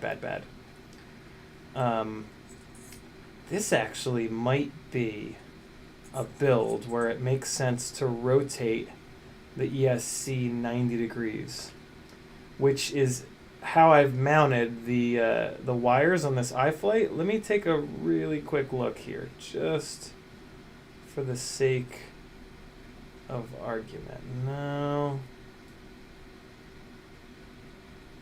that's not gonna work. Yeah, so that's gonna hit that press nut. There's nothing I can do about that. I could flip this upside down, but then the motor pads are facing downwards, which kind of sucks. So what a better choice might be is actually flipping this guy upside down. So when you're dealing with a constellations, when you're dealing with not a lot of build height, it's really important to look at your electronic components and figure out what the tallest parts are. On an ESC, there's almost always this big, tall plug header.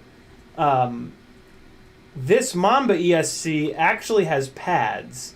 So what I might do is break this plug header off of here so that I can use these pads instead. But what you want to remember is you're also going to have a big, thick battery lead hooked up, and then when you put the flight controller down on it, you know, the flight controller is going to have a bunch of tall shit too. So let's not jump the gun there. One of the other things you can do is take this. So in this case, I've got these press nuts here that are limiting how slammed to the deck this thing will go. So what you can do, since this ESC has pads on both sides for the motors, what I can technically do is face this big-ass plug header downwards. So let's take a quick look at doing that. So with that plug header downwards, if I push it into the deck, right, I'm just pushing down on that plug header to push it into the deck, the press nuts now clear the side pads. So that's probably what I'm going to do.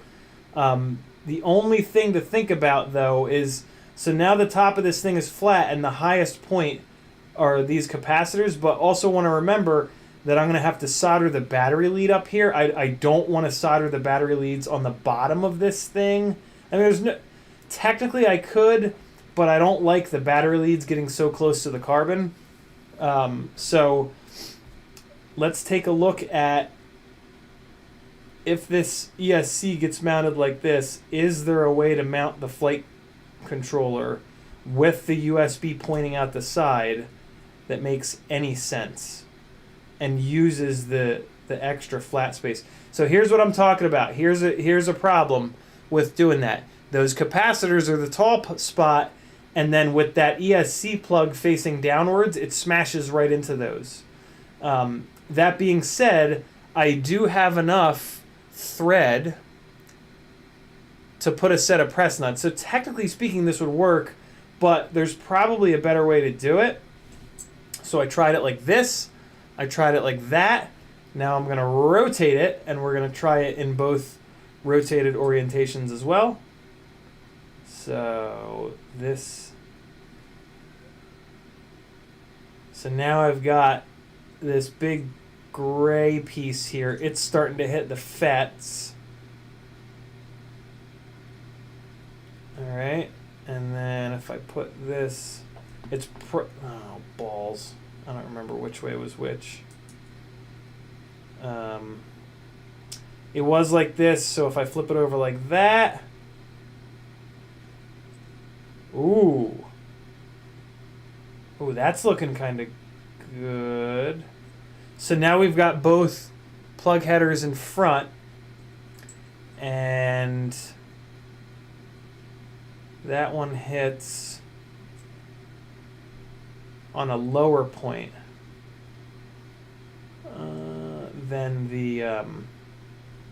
than when I put it in the rear. When I put it in the rear,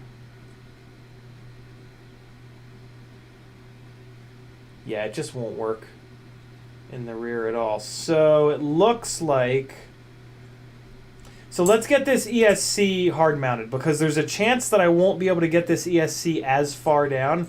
So let's put a couple of spacers on here. We'll get the ESC mounted, and then we'll see what's what from there. June Loco's been rocking Mamba stacks for 2 years now. Solid AF. Whitmead says, you got me wanting to build number 18. But Ertzkin says, remember the arm end press nuts come up through those 4 holes in the center too. I've not pieced this frame together, so I didn't even realize that. It looks like they're not any taller than the bottom of the base plate though, so that's good. How the hell do these arms go on? Does this go like this, I guess? Yeah, there it is. Oh, that's interesting. And then this little ultra thin plate goes somewhere. I don't know if it goes on top or... No, it probably doesn't go on top. Probably goes in there, and then you put the grease all over it. Yeah, I guess it goes like that. Maybe? My 20 by 20 screws seem to be blocking this a little bit. Whatever. You don't have to use this piece. I would love to use it, but you don't technically have to. All right, so we're good. Let me look through. I think 2 millimeters is probably going to be the right size, but let's experiment here. I got my 4 stack screws in there, so let me grab 4 plastic nuts. And we'll use those real quick as our spacers here, because I am running out of the fancy aluminum ones.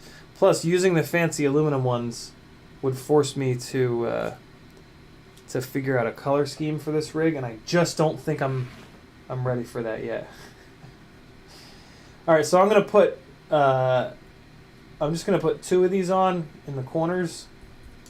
And then we'll see what's what. Good call on that, metal. It's the truth, demo FPV. No, it's not. Who the hell's idea was it to put a waste treatment facility right next to a playground? Am I right, friends? Am I right? Keep that sewage away. No interest. Come on, man, get on there. Come on, yo. Come on. Come on! I fucking hate working with M2. Oh my god, it's just the absolute worst. I'm really surprised that Bob did M2 standoffs on this rig. That is pretty shocking because he's all about like complaining about building. He's as bad as I am. All right, there we go. Why am I doing this by hand like a plebeian? I've got a driver for that. There we go. All right, let's see if 2 is enough to kind of balance this guy out. It should be. So we're putting that plug header down. Okay, so 2, wow, 2 millimeters is nowhere near enough. Jesus.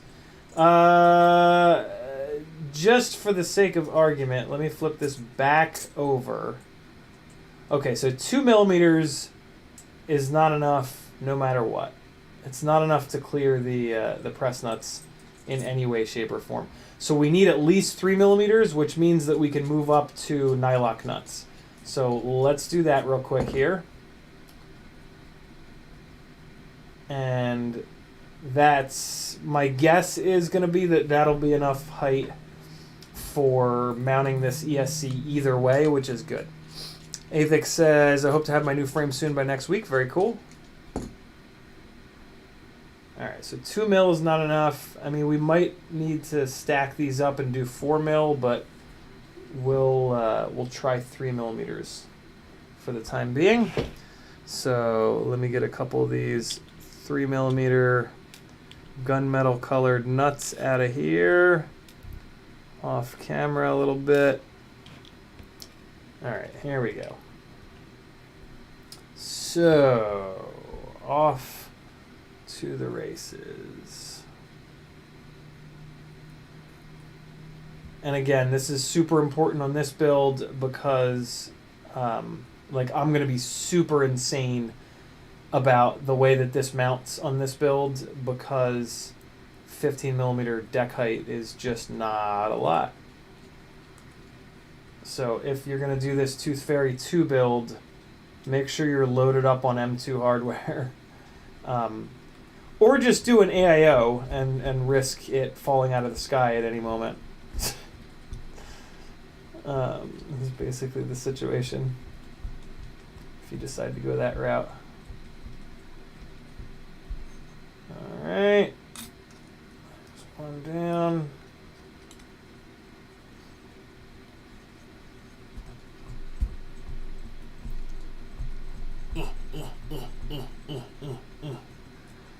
All right, almost there on number 2. Who does number 2 work for? Okay. Wow, I am not, by the time this stream ends, I'm not going to have much done with this. I can't really go very late tonight because I've got to get everything prepped for tomorrow. Luckily, call time isn't until 11, thank Christ. But Richard has gone down the rabbit hole with cars. Richard, let that CVT transmission be the limiting thing. CVT transmissions have, like, when you're running up through the gears, it's just not, that's a daily. The CVT transmission makes that thing a daily through and through. So let that be the thing that keeps you from going ham on it. And if this car gets you really, wow, 3 millimeters is not enough. If this car gets you all hopped up on cars, then it's your daily, and you can buy something else for fun. All right, so on press nuts, okay, so if I mount the ESC with the plug header facing upwards, 3 millimeters is enough of a gap to the base plate.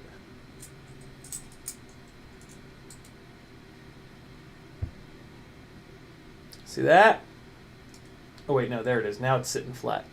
Now it's sitting flat. So that is plenty gap. I'm not going to be able to use the castellations. I'm going to have to flat solder the motor wires to the top, but that's totally fine. It's a CineWhoop. It's going to have big old guards, so if the motor wires are hanging out, that's totally fine.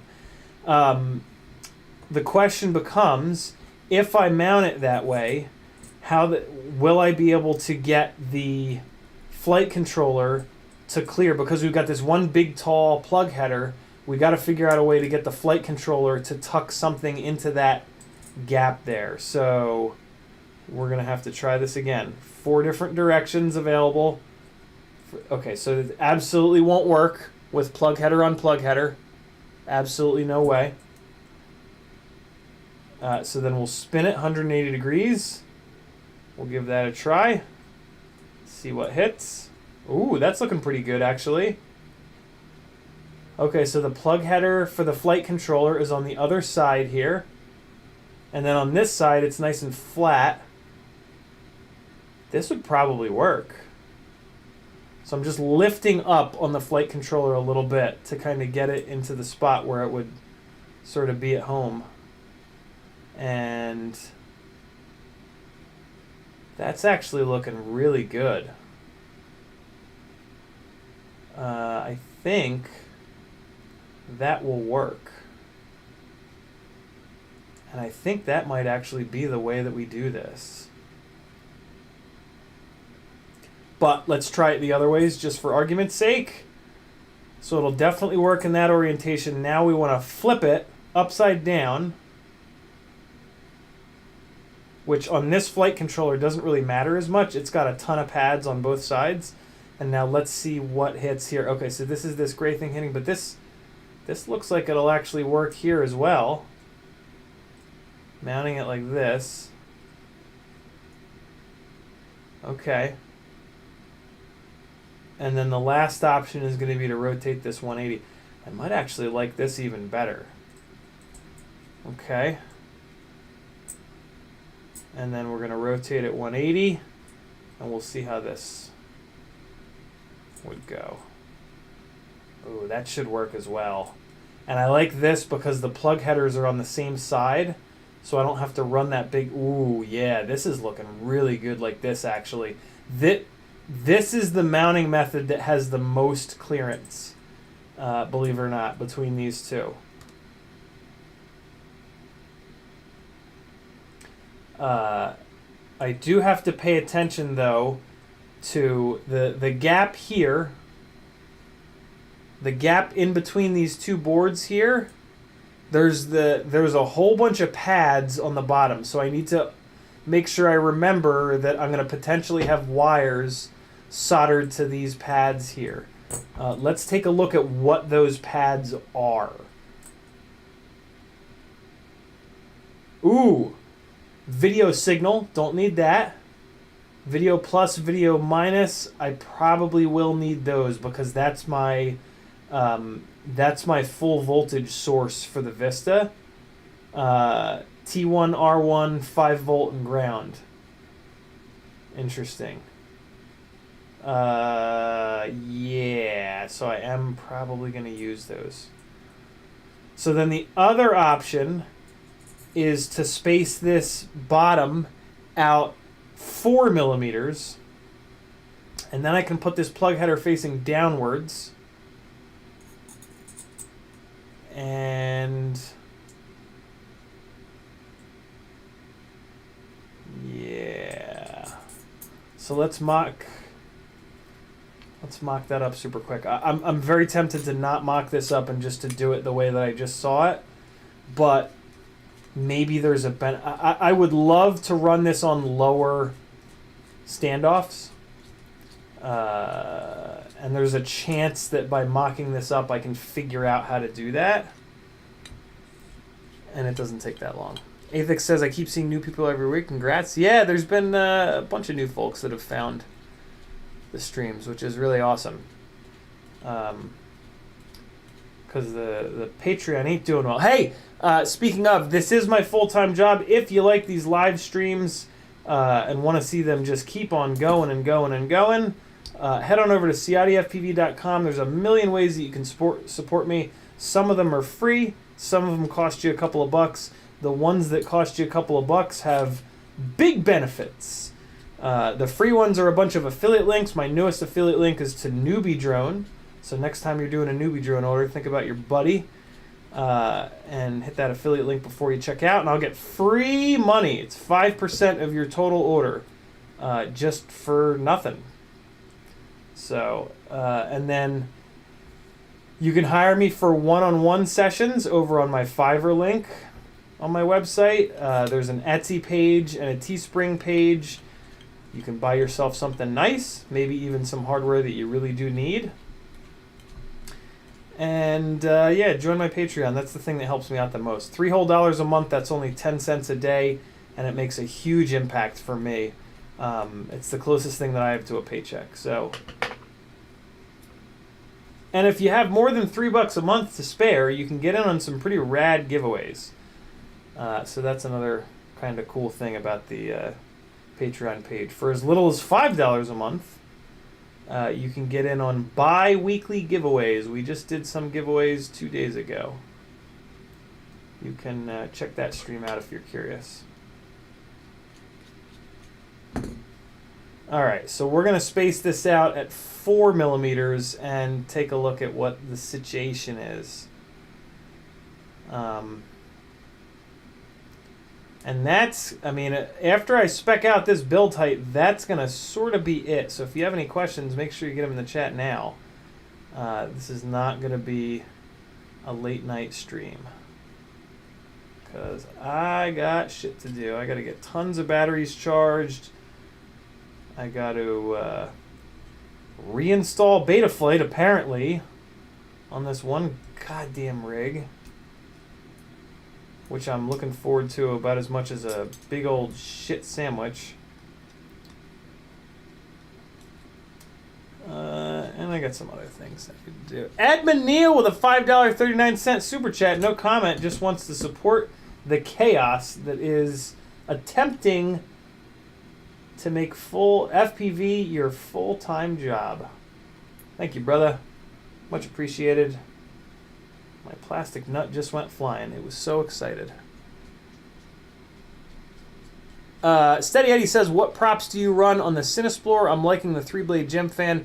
Tried the 8-blade HQ prop and it sucked. I have the 5-blade gem fan on order to try. Yeah, I prefer the 5-blade gem fans. They're a lot quieter than the tri-blade gem fans. And at a lower RPM, they make more thrust. I run my CineXplorers on 4S, 3000 kV motors. That nobody really makes a higher kV motor that runs nice and smooth. So the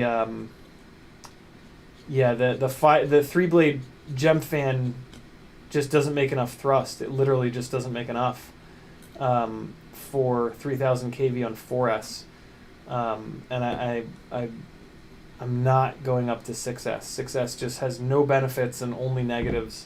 Mainly, it has a real struggle with reliability. Although I could totally run 6S on the CineXplorers right now, since they're feeding into the DJI rigs. But mainly because I put 5-inch ESCs in the damn things. So that I would never have to think about the ESC blowing up again. So I guess, yeah, maybe I'll look into that again. I played around with 6S, but the, yeah, that was back when it was on smaller ESCs like this Mamba, like more micro-specific, cheaper, smaller, lighter ESCs. Ever since I moved it to the so yeah, now the situation is a little bit different. Okay, so with 4 millimeters of spacing, we're good to go on the plug header not hitting the base plate. See that little gap? Got that little bit of gap there? Okay, so now the question becomes, is this a better situation for mounting this flight controller? And we're going to do the same thing. We're going to try in all 4 orientations. So this orientation here is no better. let's rotate it, and we'll take a look. All right, this orientation is no better. Now we're gonna flip it like that, and we'll try it like this. That is by far the worst. And then we're gonna rotate it. And now we've basically tried all of the different configurations. Oh, and that's really bad there too. So yeah, believe it or not, using some of this extra space with this plug header by flipping this ESC upside down does not benefit us. Having the ESC like this with this plug header upwards on the 3mm spacers is a better deal, because there's a specific way that we can mount this flight controller. Basically, it's this right here. This part of this part this part of the flight controller is ultra flat. And I am going to have 1 or 2 wires soldered to this, but I can solder those wires very, very flat. So the flattest way to mount these two components is to take advantage of this flat spot here and put it up against the tallest part of the ESC. That's the game that we're playing. Does that make sense to everybody? Like, does everybody understand that exercise that we just went through? Because if you get this Toothfairy 2 frame, this is going to be important for you to figure out, because otherwise, you're just not going to be able to fit a stack in this frame. And the performance difference between a 20x20 stack like this and an AIO is going to be night and day in terms of actual like in-air performance and reliability and durability and all those things. So that's actually a really important little exercise to go through on frames that are limited on build height. That being said, I actually think that that's an important little exercise to go through all the time, because it's free. I mean, it's just free space. You know, like if you can get the flight controller and the ESC more slammed, a lot of times you can reduce your total standoff height if you're using a frame that doesn't have vertical carbon fiber camera plates. So, yeah. There's that. All right. Here we go. Don't need these guys until we start spacing out the flight controller and the ESC. So we're going to go back to these nylock nuts, M2 nylock nuts. Oh, I didn't do mailbag. Why is my nose just absolutely going buck wild freestyle?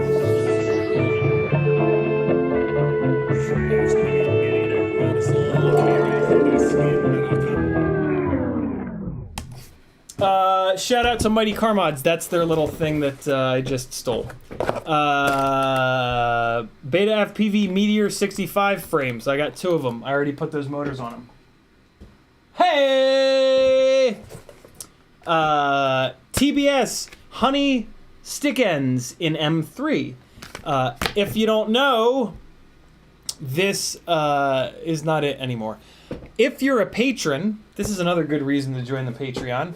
I am putting together, for patrons only, 2 kits. 1 kit of M3 and 1 kit of M4 stick ends. And I am buying all of the stick ends that exist for these 2 kits. And then these kits are going to get sent around to patrons that also donate to the stick end fund. So if you don't care and you're happy with your current stick ends, you don't have to pay to get into this. If you're curious about and want to try all of the stick ends that exist out, head on over to my Discord. There's a Patreon-only channel called Dick Ends. And in there, I have it all explained, but basically the more you contribute to the stick end fund, the higher up you go on the list, and the higher up you are on the list, the earlier you will be sent the M3 or M4 kit of stick ends. They're going to go to different people, the M3, so you guys have to pick if you want the M3 kit or the M4 kit. And yeah, so if you donate $10 and the biggest donation is only $9, you'll be the first one to get the stick end kit.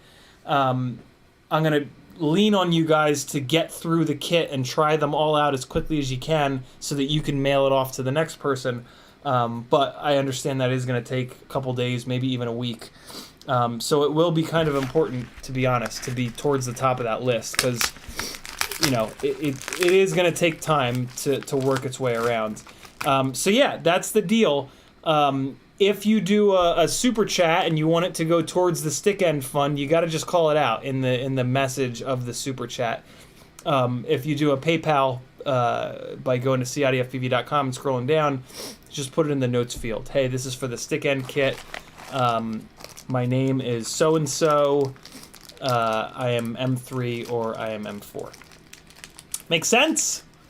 Bob Noxious is talking about fat sausages. I don't know if he's talking about us or food that he's making. I'm going to cut these out and put them in their respective bags and then move on to the next thing.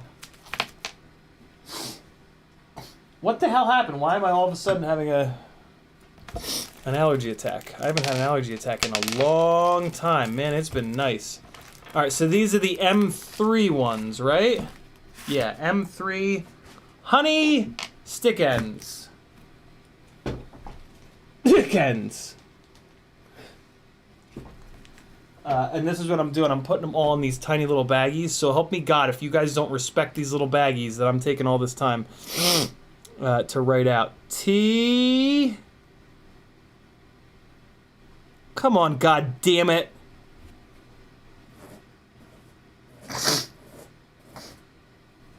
This Sharpie might need to get retired. T. B. S. Honey. Stick. Ends. M3. Black. This way, when you guys are testing them out, you can, you know, the empty bag, the little empty bag is the one that you've got, and then if you decide that you like them, you know what to search for on the internet to then buy them. Because you guys don't keep any of these stick ends. You try them all, and then you send them all to the next person, and then you buy the ones that you like best. Previously, I'd said you can just keep the ones and then reorder a replacement set, but that's insane. There's no reason to do that. You just put the kit back together, and then you mail it off to the next person, and then next time you do an order, hopefully the place that you're ordering from has these stick ends. This is one of the things that I'm running into is like, there's like, Pyrodrone has a couple different sets, Get FPV has a couple different sets, Race Day Quads has a different couple sets, 533 has a couple different sets, stickends.com has a bunch of sets. Like it's all over the place. So it's taken me a long time to get them in, but it'll happen. Nebula Pro Vista Nano. Nebula Pro Nano Vista kit. I needed one more Vista to have enough for all my stuff, and the Nano Nebula Pro will be really nice to put into a 3-inch rig. I am going to build a DJI 3-inch rig. I don't know what it's going to be. It might be a Ripsqueak with ESC, flight controller, naked Vista. Because both Matt McConnell and T-Bird sent me naked Vistas. One of them is getting put into a toothpick. This will be yeah, it makes sense. Like, no matter what, I needed to... The other reason I got this is, no matter what, the other naked Vista is going to go with a Nebula Pro Nano. You know what I mean? So it just made sense to snag one of these. Before I'm like paranoid that DJI stuff is just going to go away forever. So it's kind of like, well, let me snag the max amount of stuff, and it holds its value, right? Like if I needed to sell this, I could probably sell it for exactly what I paid for it. So I'm kind of just like, yeah, let me snag this stuff while it's in stock, and away we go. CMYK says, have you flown the Tiny Trainer? I actually did a build on this channel of the Tiny Trainer. It was okay. It's not my thing. I'm not into racing. There's a lot of things that are very specific to it being a racing rig. It's fun though. It's a really cool looking like wall quad. It looks great on the wall. But I ended up selling it to T-Bird actually, since I just don't. I try not to have wall quads. I try to have everything be usable or used. The problem I had with it, it's just such a tight. You don't have much deck height, and then. Woo! And then on top of that, it's hard to put an HD camera into it. So I had to run like a split style, single lens HD camera, and then the latency was a total train wreck. So yeah, it was a mess. Look at these. I'm gonna see if I can rip these open all at once. Ready? No. My thumb is all jacked up too. The anxiety is real right now. Let's see if that helps. Jesus.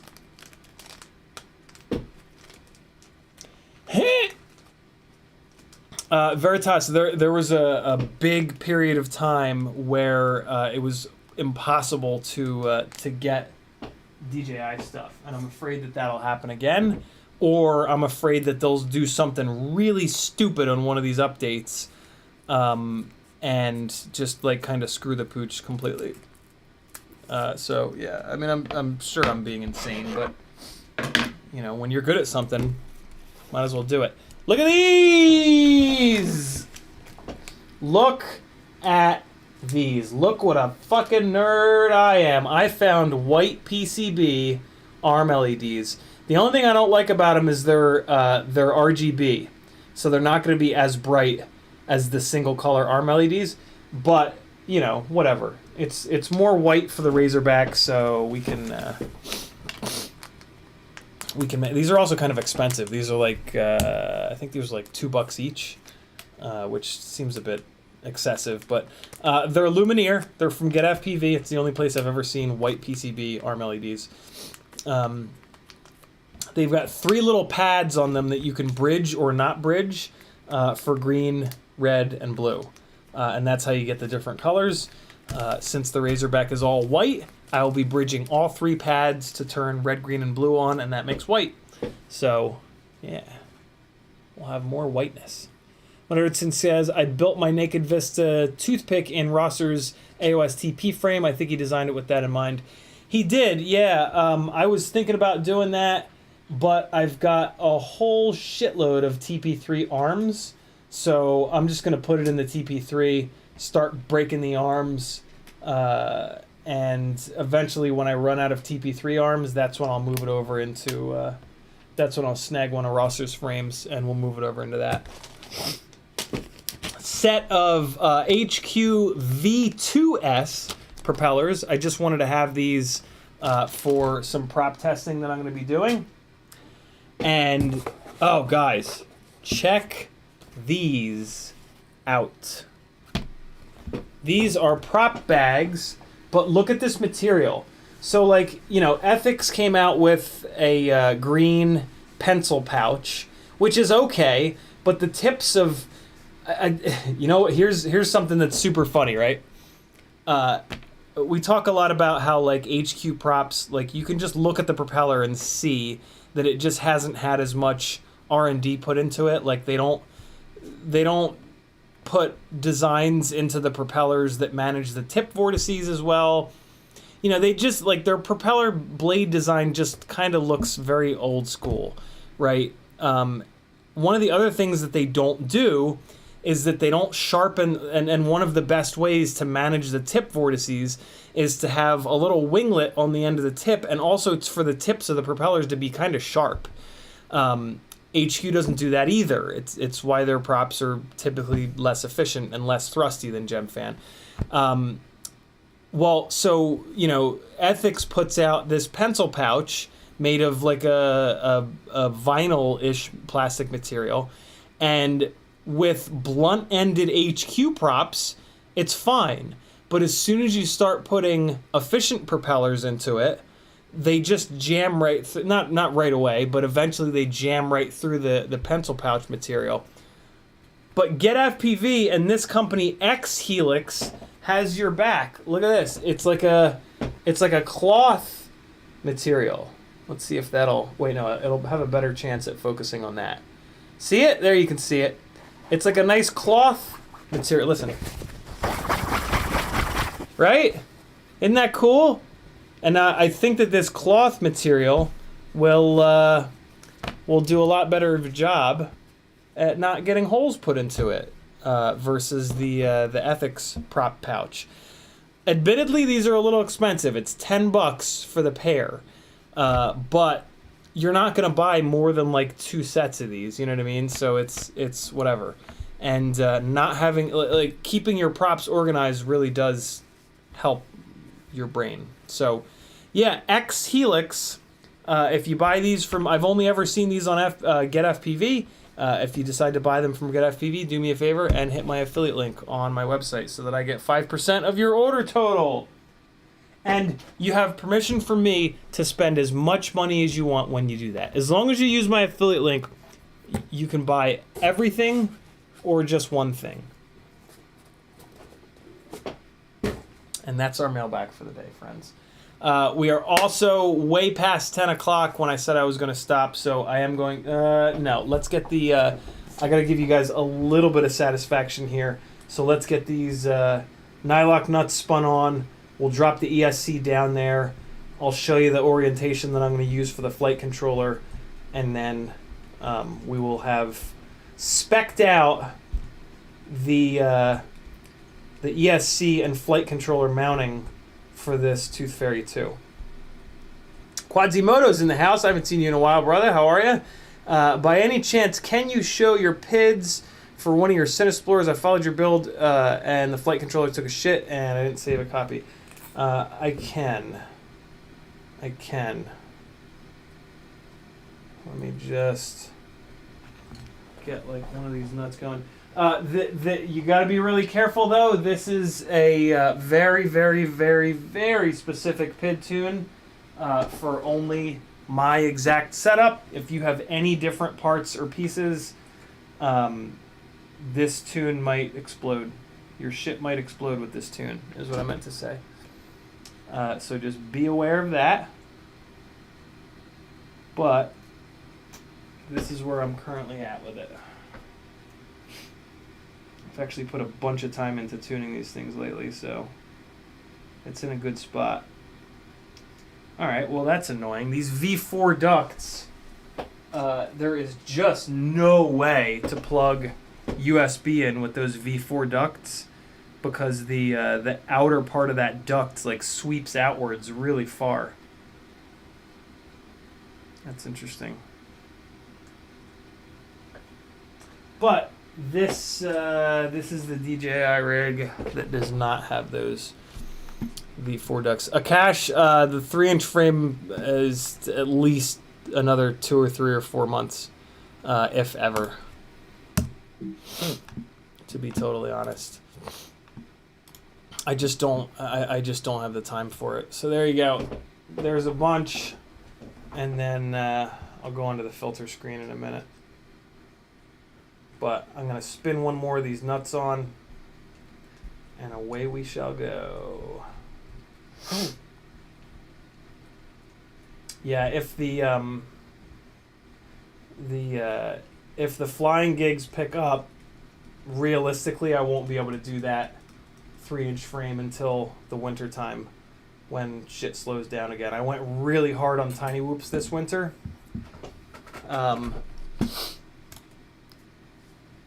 Which maybe was a mistake, but I don't know.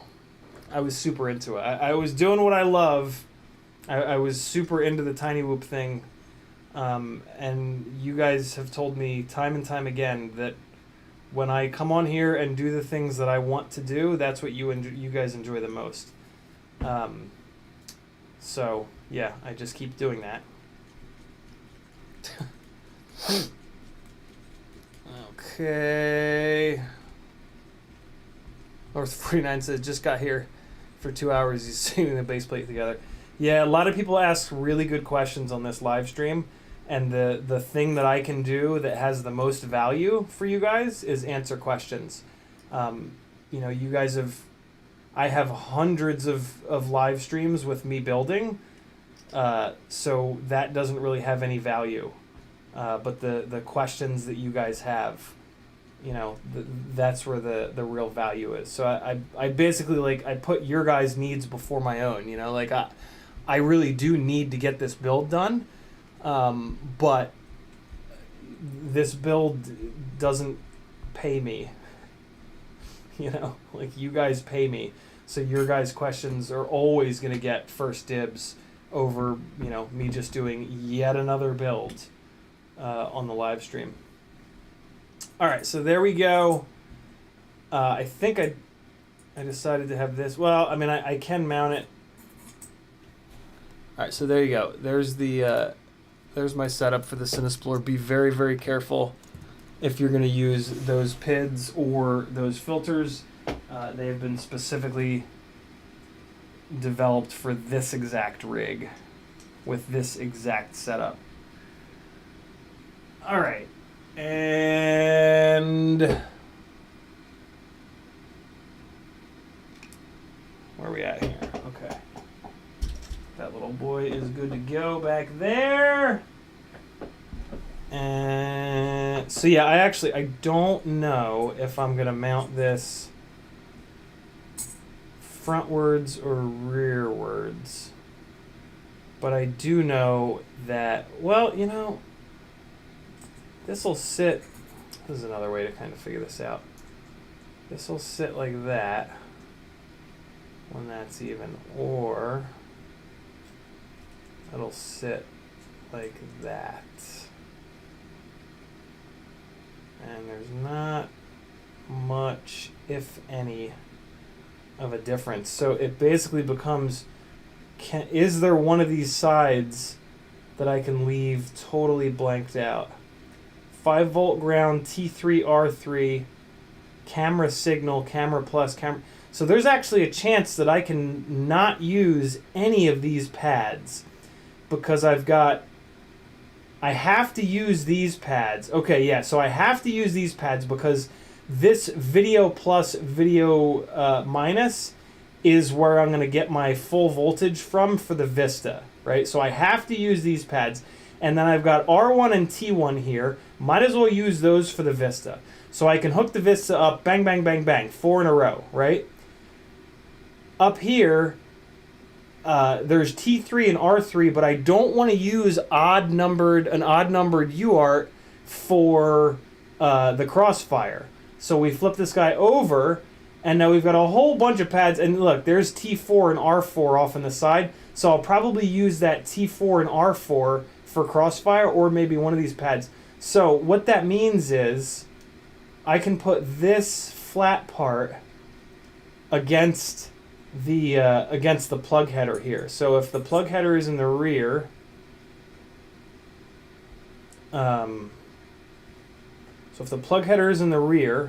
then I could mount it like this, but then the power pads are in the front, so I'd have to come off here with an XT30 and then run it back, which is not the end of the world. But then also the problem is the pads that are going to the Vista are in the front. So if I rotate this stack, I think this might be a better bet. So if I rotate the stack, the power pads are in the rear. That means a shorter XT30 cable, and the battery leads, the battery lead wires are the thickest in the whole build, so they're the heaviest. So the shortest, you want to make your battery leads as short as possible, always. And then this guy would sit down on here like this. USB. Ooh, I didn't notice that before. That USB is getting kind of close to those, but I don't really have much of an option unless I flip it over. And if I flip it over, the plug header is going to hit on the rear. It hits those two capacitors. So, Jesus, man, this is going to be a real challenge. Another option is to move to a different flight controller. There might be a different flight controller that has the high and low points in different positions. This is one of the reasons that I actually really like the Talon F4 flight controllers. There was a way that you could stack them really tight against ESCs. It was kind of slick.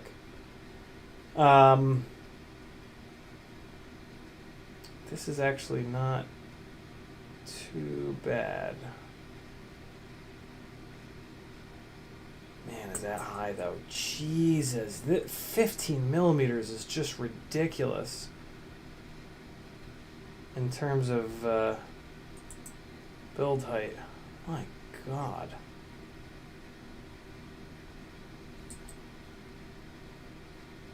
Yeah, I think we're gonna mount it upside down. There's enough room on that on this USB. Yeah, I think it has to get mounted like this, to be completely honest with you guys.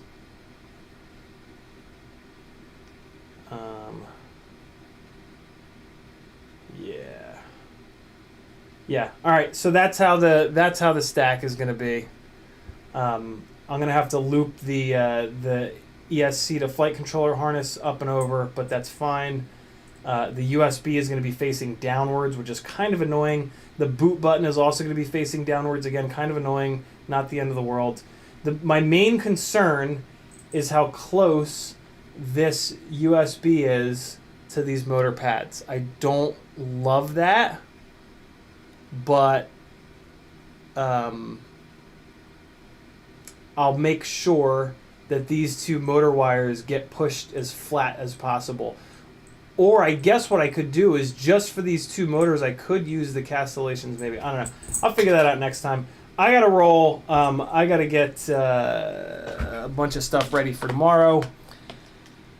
Freestyle Friday will be from Maggie's, so there might be some tiny whooping. No promises. Might just be Q&A and stuff. Danzilla the Terrible says, speaking of CineXplorer setup, is there one that isn't so specific for your rig? I'm about to build one and not sure. Is there one what that isn't so specific for your rig? I don't know what you mean, Danzilla. Quasimodo says, how about 90 degrees the ESC? Then you've got your USB port either facing the back of the camera or the Vista, at which point you can't plug your USB in, so that's not really an option. Earlier in the stream, Quasimodo, I tried every single possible orientation of both the ESC and the flight controller. If you want to go back, you can follow along with why each different setup doesn't work or does work. Okay. All right. I'm good to go. Let me reread Danzilla's message. Speaking of CineXplorer setup, is there one that isn't so specific for your rig? I'm about to build one and not sure. I guess what I like. Speaking of CineXplorer setup, what do you? I guess the word setup is what's throwing me off. I don't know what you mean by setup. Does that mean PIDs? Does that mean filters? Does that mean like the actual parts? You know, like the specific motors and the electronics and whatnot. Chomper says, check your DMs on Instagram. I sent you an awesome song. I know you're a drummer too. I shall, Chomper. Might not be tonight, actually, though. I'm slammed tonight, but hopefully it will be. Dan636 says, small O-ring on top of the metal screw for a tiny bit more height for your ESC. I have no more height to give, Dan. I literally do not have a single extra. I don't even have an extra 0.5 millimeter with this setup. 15 millimeters is just, It's not, the problem is not just that it's a 15 millimeter build height. The problem is also that there are press nuts. There are 2 millimeter tall press nuts in kind of exactly the wrong spot.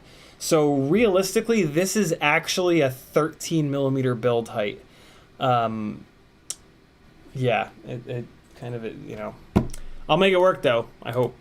Terminal Insanity says, why a Toothfairy? What does it do that other frames don't? So the Toothfairy 2 with the CineWhoop arms is going to be lighter than the CineSplorer, which is wild because the CineSplorer is already, like, by a big margin the lightest of the CineWhoop frames. But the Toothfairy 2 also is going to handle vibrations a little bit better than the CineSplorer. So it's going to be stronger and lighter. The only way to do that, though, is to compress the shit out of the build, which is exactly why we're having all these issues. So, you know,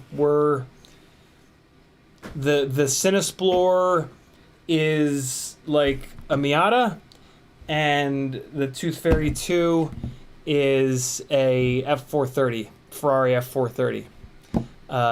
With, you know, a race car in the red, there come race car in the red problems. And so that's kind of what we're dealing with here. Din636 says metal nut. Quadzimoto says he means PIDs. For PIDs, you always just want to stock with the defaults. You want to start with the default PIDs. And then if they don't fly good enough, you just start turning them up. Add 5 points of P gain, 10 points of I gain, 10 points of D max, and 5 points of D min. Put it back up in the air, see if it's flying the way you want it to. If it's still not there and the motors aren't getting hot, you do that process again. I have this all called out on Patreon. At the top of the Patreon page, if you click Tech Talk, those are all the tech articles that I've written. There's an article called The Quick and Dirty Way to Tune Your PIDs. There's also another article called like The Quick Way to Tune Your Filters. This is all called out in there. It's a very straightforward process. It doesn't use the sliders because I don't use the sliders. But, you know, taking one number and adding either 5 or 10 to it, that's pretty easy. You can do it. Don't be afraid of PIDs. B-Man says, peace out, fellas! Terminal Insanity says, would it make a good 5-inch freestyle frame? What's it, Terminal Insanity? Dan636 says, good luck tomorrow, fam. Thank you, dude. Denzel the Terrible says, you were talking about PIDs. Okay, yeah, so there you go. I gotta shut this down, so I'm gonna take a guess that Terminal Insanity was talking about the Toothfairy 2 frame. It would definitely not make a good 5-inch freestyle frame. It's way too light. It's not meant for that at all. 5-inch freestyle frame is the Glide or the Prototype 5 or the Sonicare. That's what you want. All right, friends, thanks for hanging. I love you. I'll see you Friday at 7 o'clock from Studio 2. Got some flying for you, maybe. Hey, we watched all the DVR footage. Cool. I didn't know if we got to the end of it. The tune was really rough this day. The rig was really beat up, so don't mind the mid-throttle vibes. Love you guys. Be good.